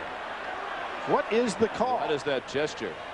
Ordinarily, that's a signal you would give to indicate a full timeout. We know nobody's going to the foul line. I have no idea whose ball it is. What's he going to call it? A tie-up? A held ball. Yep. It was held for a while, although the whistle blew well after that ball had squirted out. And on the possession, it will go to St. John's. And Mike Jarvis is called for a timeout. What a game, and still 52.5 seconds remaining in New York. CBS sports coverage of the road to the Final Four is sponsored by Volvo. Volvo reminds you to drive safely. Nike and the Nike Alpha Project. And by Microsoft. Where do you want to go today? Welcome back to Madison Square Garden. Time now for the Arthur Anderson wise decision of the game. Billy, both coaches today, they've had to make an unbelievable number of decisions because of all the foul trouble. Absolutely, and you've got to give them both credit regardless of who wins or loses this game. There are a lot of mind games that went on between Coach Krzyzewski out there and Mike Jarvis today, so they had to make a lot of wise decisions. They both did, so we'll give it to each of them, Krzyzewski and Jarvis, for their management of their team in the face of the foul difficulty. Now we've got that arrow pointing in favor of St. John's. Until it comes in. As soon as it does, I'm told it's going to change to Duke. Okay. So it was a tie-up, and the arrow was consulted, and that's why St. John's gets the ball here with a fresh 35 on the shot clock. 52.5 seconds left in regulation. Barkley to inbound with Artest, Richardson, Charles, and Thornton. Wow, I'm surprised Artest didn't take a drive to the basket. Richardson, he seemed to be their last option, with the exception of Charles. And a steal by Artest, but he goes out of bounds on his way out, screams for the timeout, and gets it. Now, we talked about wise decisions. I don't think that was a wise one by St. John's. I mean, you've got Artest with the ball, Battier on him, let him go ahead and drive to the basket. Terrific rebound, but watch what Ron Artest does here. You know what? He was out of bounds. His foot hit the out of bounds before he called the timeout.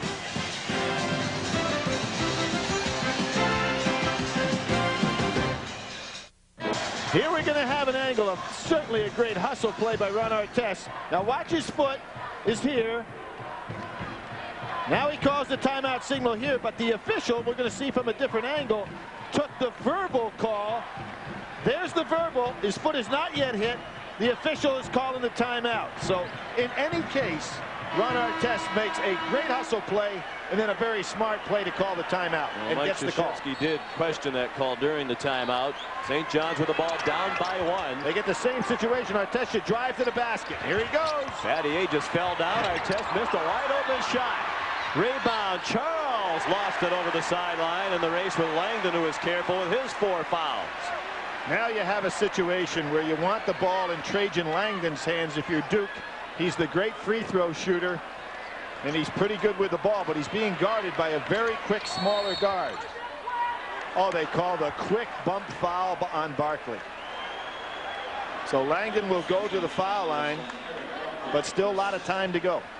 There are only 2 players on the court, Barkley and Charles, who could commit a foul because any of the other 3 St. John's players would have fouled out. You know, I think if you're Duke, a move now would be to try to get Langdon out of this ball game after the free throws. Let somebody else play on the defensive end, because you sure don't want him on the bench when you've got the ball offensively.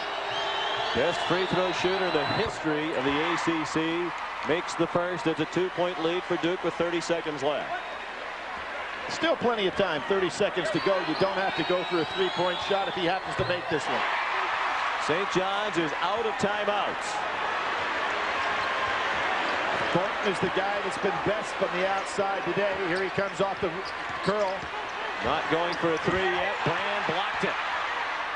Artest with 17 seconds left for 3. Short. Brand. He calls a timeout going. Carrawell. So what's good for the goose is good for the gander here, huh? But St. John's, I think, and so many times you see this in the collegiate game, guys not realizing how much time 30 seconds is. You get multiple possessions, don't need the 3. Duke by 3 in a game that has been filled with fouls, and the only timeout remaining for either team belongs to Duke, and it's a 20. The arrow points in their favor. If you're St. John's, it's going to be either a quick steal or a very quick foul, Billy. Well, Sean, in this particular case, 2 strategies you see coaches use a lot. One is to go long and take advantage of the fact that St. John's probably going to try to prevent the ball from getting in bounds. But I think with a 3-point lead, 12 seconds to go, you ought to play it if you're getting the ball in bounds going in the opposite direction, and you want to run screens to get the inbounds pass to Trajan Langdon so that he'll be fouled. Don't want somebody else. So there goes a man going long. Here comes Langdon coming to get the ball. That's the last time out of the game for either team. A 20 called by Battier. Poorly executed by Duke. Took too much time to get Langdon the screen. So neither team has a timeout. They have both completely emptied the tank in virtually every respect here today. South Carolina and Syracuse, Missouri and Kansas coming up next as the second part of our triple header. Later on, Michigan State and Indiana from the Big Ten. The Spartans alone atop the Big Ten. Well, you know, everybody talked about Kansas. This is their down year and everything. All of a sudden, you look out, those Big 12 standings are right back. Texas with another big win last night over Oklahoma State. Kansas, of course, did beat Missouri at Missouri earlier this year, and that's the team that had knocked them off 2 years previous. Now look at Duke is setting up awful high now.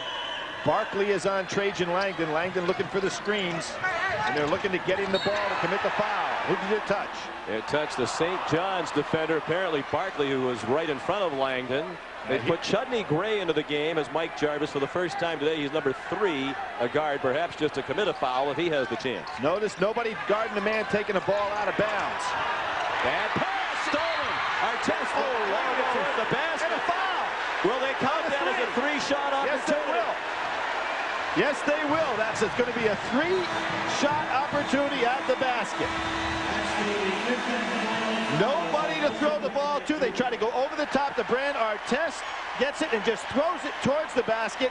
It will be an attempt. There'll be a foul on Brand. Artest will go to the line for 3. And that's a great job by Artest to draw that. Brand fouls out. Looked like Brand was being held by Artest as that ball was being inbounded. Artest had one arm wrapped around the hip of Brand. That one uncalled. Mike Jarvis wanted to make sure he was going to get the 3 shots for Artest, and he did. Hey, let's talk about this young man here. Without question, athletically, one of the top kids in the Big East. But how about the 2 plays that he's made in regard to nothing to do with athleticism? He makes that play knowing he's got to go for 3. He makes the out-of-bounds play calling the timeout. He needs to make all 3 of these free throws to tie the game. He's made 1 already. He's 3 for 3 today, but just 65% for the year. That one rattles out with 10.3 seconds left. He wants to miss this one, and guys get moving on the boards, but there's no timeouts for St. John's to call anything. So he wants to miss. Really? I think so. And just go for a quick foul. No. I think you want to miss here and try to get possession of the ball again, because you got to figure Duke's going to try to get the ball to Trajan Langdon. Why do I want to call him Langdon Turner? That's but even if he makes one here and you foul quickly, you could still be within 3 points. He did make it. They get it to James. He's going to be fouled by Colin Charles, who can afford a foul. That's his first.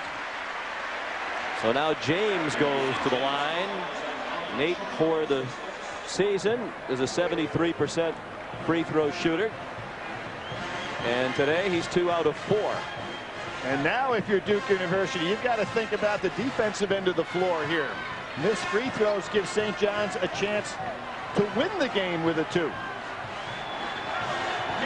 Duke has had an uncharacteristically poor day from the free throw line. 13 out of 24 as a team. 9.3 seconds left. Duke by 1. And you've got to figure St. John's got Barkley out there, Charles out there, some guys who can put the ball on the floor and get it up court in a hurry. James shooting 2. Oh, he got the bounce. Big sigh of relief by James. Richardson comes in, and Chudney Gray goes out. Now, if you make this one up 3, do you foul so that St. John's can't tie you with a 3? I like that strategy. You don't see it done very often. It seems to make sense, but it is rarely done. James made both. Now St. John's needs a 3. Down by 3. 9 seconds left. They are not going to foul. They're trying to extend the time here for Barkley. Artest moves closer. Long 3 to tie. Good with 1 second left. That's why I think you should foul. Battier stolen. Artest at the buzzer. No good. That looked like a travel before the heave, but it also looked like the officials were ready to count it had it gone in. And without question, it was a travel, but Artest, does he come up big or not? Sean, that's why I think you should always foul. Yeah. You cannot lose the game. You know, why in the world you take the chance of letting the person tie you up? Some shot by Artest, and he's done all of this with 4 fouls on him. He got the screen and got it off. Now I think we ought to assess what do these two coaches have to play with here the rest of the way. Well, very little. Yeah, it certainly advantaged Duke in terms of depth. Well, in one respect, though, they've got only 1 guard, traditional guard, to play the rest of the way, and he's got 4 fouls on him. That's Langdon. Avery's fouled out. Brand is fouled out, so really, I'd say it might be even. Yeah.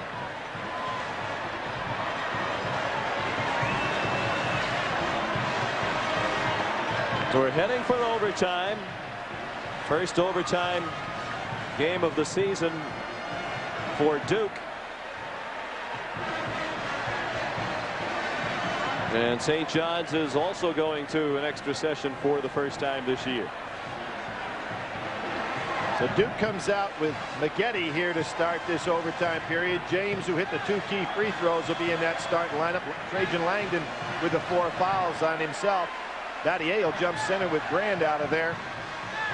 Artest will come back in, and let's go back to, we were waiting, when is Artest going to get back in the game? Yep. Mike Jarvis had the guts to hang on until under that 5-minute mark, and so he gets a fresh and rested Ron Artest out there, who comes through with great plays on the court physically and mentally to bring them back.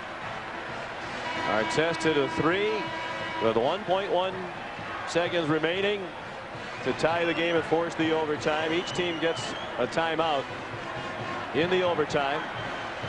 They had expended all their timeouts in regulation. Duke already on the court with James, Carrawell, Langdon, Maggette, and Battier. And for St. John's, it's Richardson, Artest, Thornton, Barkley, and Charles. Doesn't Richardson have 4 fouls on him? Yes. Well, yeah. Richardson has 4. Artest has 4. Thornton has 4. And for Duke, Langdon has 4. Those are all the players in the game with 4 fouls right now. Out of bounds, it'll be St. John's ball. Felton Maggette got the tap. Now it's James down there on Thornton. Carrawell, who's done a nice job on Barkley. They go inside. The shot missed by Thornton. Out of bounds, it'll be St. John's ball again. 15 seconds into overtime. Well, St. John's getting all the calls down in that end, aren't they? Every out of bounds play seems to go their way. It's a battling team. Artest has to be careful on the drives to the basket. Yeah, if he fouls out, the balance of power really shifts. Now the help ball. Langdon reached in to tie it up, and Duke will get the ball. Double dose for Duke because they go ahead and keep the arrow possession as well on that play. Now here's what the play that cost Duke this game not being held in regulation. They could not get the ball in bounds either from the end court or on the sideline. Farewell guarded by Thornton.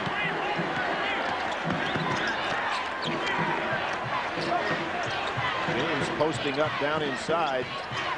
Trajan Langdon's got a lot of size on Charles to shoot over the top. Rebound Battier. He stumbled but passed off to Langdon. Traveling to Colin Langdon. Trajan's had a quiet day by his standards. Just 11 points. Part of that because of the foul difficulty. 3 out of 8 shooting from the floor. Hasn't taken many shots.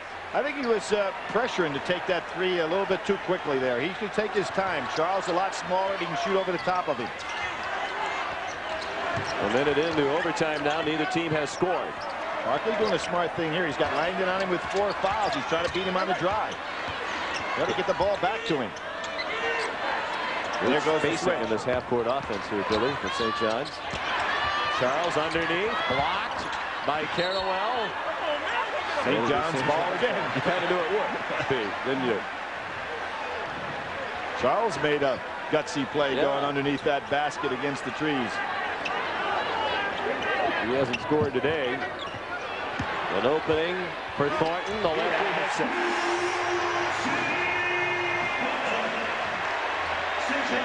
Duke trying to save Carrawell on Barkley. And that puts James, who's really not a defensive stopper, on Thornton. They may have to make a switch. Career high 36 points for Bootsy Thornton, the junior from Baltimore, the junior college transfer. See, without Brandon the game, Duke doesn't have anybody in the low post they're used to going to, so they're really out of sync in their offense. Maggette. That was a carry on the play, and there's the freshman trying to do too much. Rebound pulled out of the pile by Thornton, and he was fouled. Fouled by James, and that's 4 now on Nate James. See the play here. Thornton, James for some reason thinks that Thornton is going back outside. I don't know why, and there was the good jump stop. Thornton has been tough to handle. See, the big problem for Duke now is what kind of offensive structure do they have? They don't really have a low post player. They might, and it's a tough thing to do, but think about Burgess coming into this game, so they would have somebody in the traditional low post. They've got a bunch of forwards out there right now. Double bonus carries over, so each team will shoot 2 the rest of the way. Thornton missed the first free throw. St. John 17 out of 25 from the line as a team. Been a lot of whistles, but you don't get the sense that it's been one-sided at all. The officials have been very balanced. No, I think they had a style of how they're calling this game. Yes. See, Duke is playing with 1 guard and 4 forwards. Charles being rested and fresh is using his quick feet on Trajan Langdon. Duke has not scored in overtime. More than 2 minutes gone by. They just can't get the ball in an offensive set because they're playing with such a strange lineup. And St. John's has really extended the half-court defense out here, pressuring everywhere. Langdon. There's a foul. It's going to be Richardson's 5th. Richardson is out. Now this was almost a desperation drive by Trajan Langdon. There was nothing in the half-court set to go to, so he just put the ball on the floor. Just a touch foul by Richardson.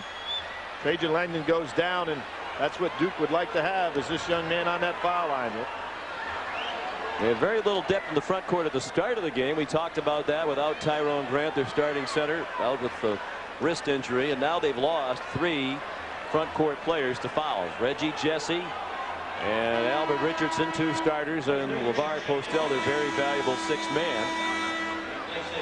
And remember, St. John started this game without Tyrone Grant, who would certainly be able to use up 5 fouls and their outstanding rebounder. Richardson really played a fine game for a young man that was asked to do a lot. He's only been playing up to substitution levels in the past, only averaging 12 minutes a game. Langdon made the first of 2. Richardson left at just 3 points, but he banged Brand particularly all day, and it was Brand who fouled out well ahead of Richardson. Those of you just joining us, Elton Brand and William Avery, 2 starters, have fouled out for Duke. Langdon made 2. It's a 1-point lead for St. John's. The 3-point lead here in overtime matched their largest lead they've had all day. And they've changed their offensive structure now. They're surrounding Artest on the front, everybody cutting. Chudney Gray called for a charge, and again, Billy, in a key situation, their offensive option is a guy who's barely been in the game today. Yeah, this is an open set offense by St. John's, though, and a nice move by Mike Jarvis. But there's Battier, who is so qualified. The way he goes and moves those feet to draw those charges. Just does it so well. Small man on big man here in the dribble. Carrawell's got to be careful. Whoa. Almost loses it once. Great quickness on defense by Charles. We know Carrawell's not ordinarily the point guard. 2 minutes left in overtime. James, awkward shot, didn't get it. Battier, chance for 3. That's Artest, I think, fouling from behind. You see this, James Duke is just trying to create offense. There's a double pump to get it up. Is that no, it wasn't Artest. I thought it was Artest for the 5th. James kept him alive. The shot turned out to be a pretty good pass.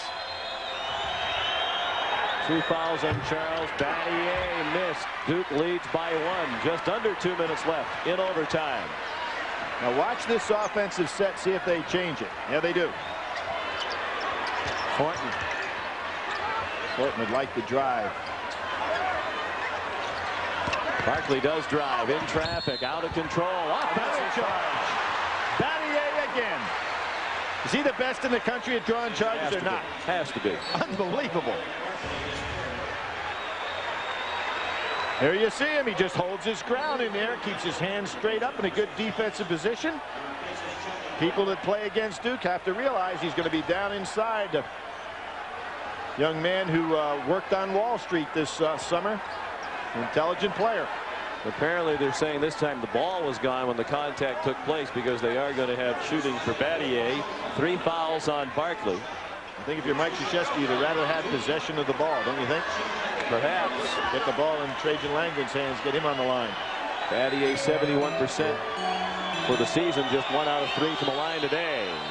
Duke by 2 as Battier made the first. 86-84.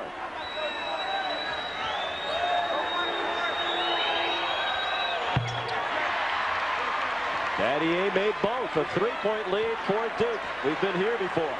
And Barkley still has to realize they don't need 3.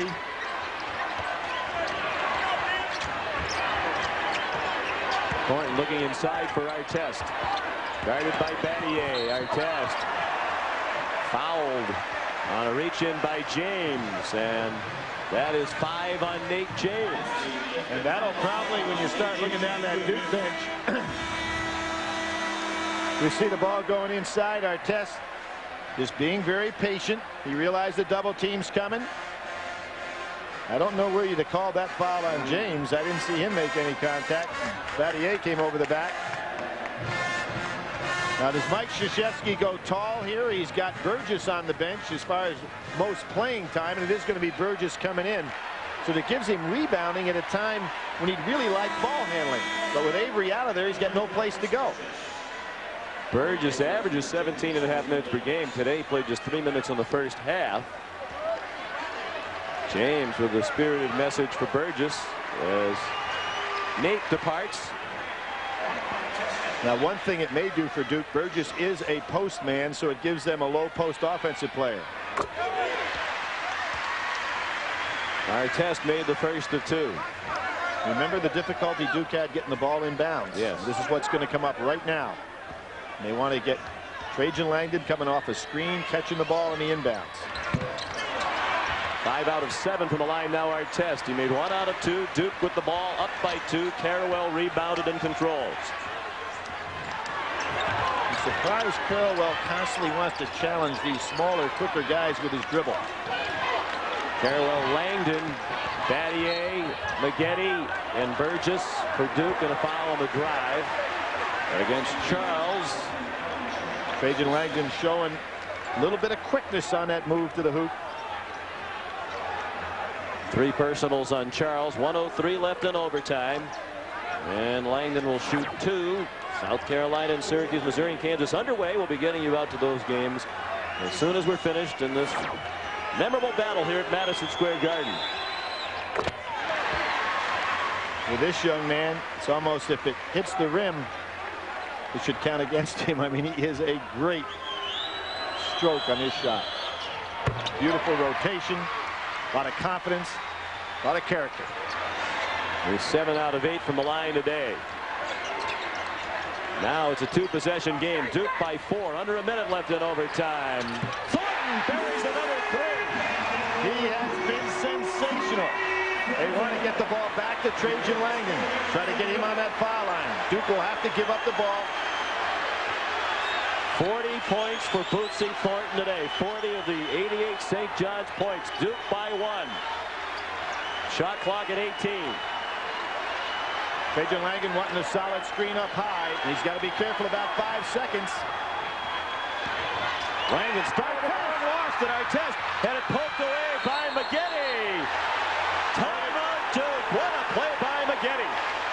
And a play by Artest. Just great hustle on the part of both of these teams. It's like an NCAA tournament game, isn't it? Great.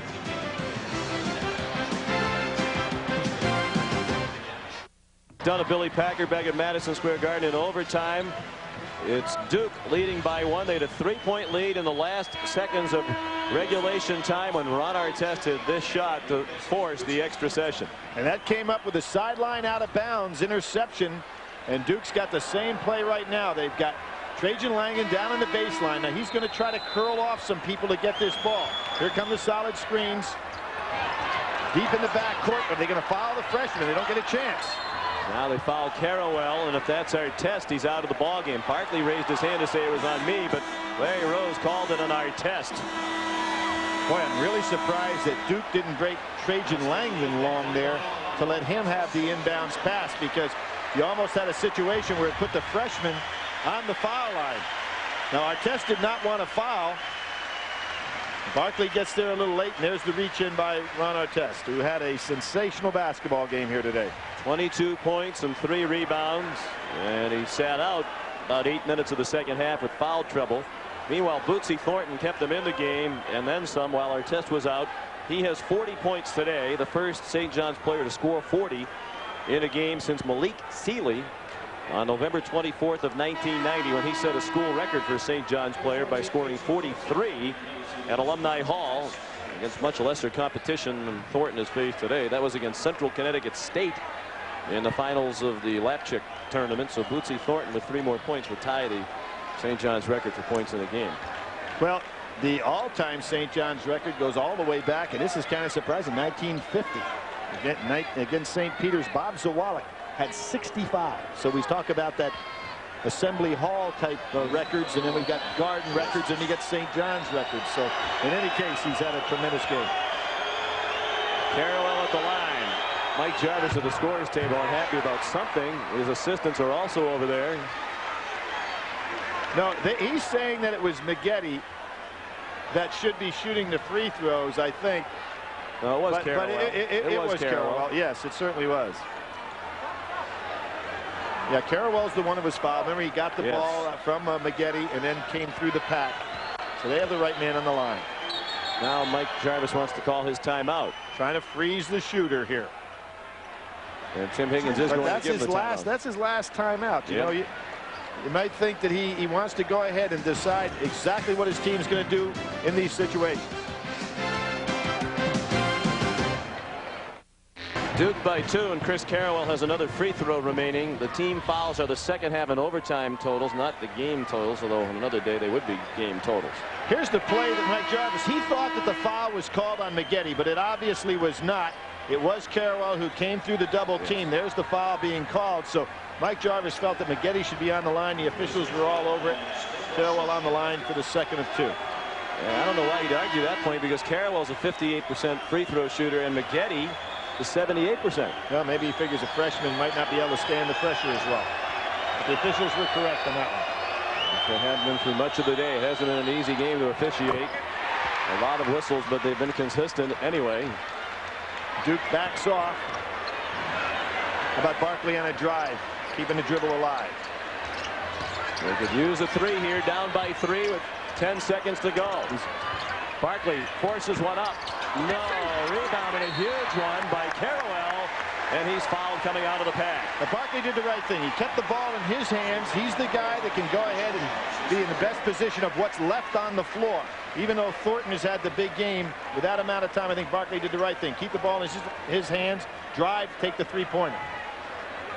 Think back to what Mike Jarvis said yesterday. He said, no matter what, this is really a no-lose situation for us tomorrow. He said, national TV, full house, #2 team in the country. He thinks Duke's the most talented team in the country. He said, we're not expected to win. If we do, it's a bonus. If we don't, we play well. We pull something out of it. And no matter what happens today, I think his team made a statement. They are a legitimate top 10, top 15 team in the country. Well, with 4-2 to go, they still got a chance. Especially after that miss. That's right.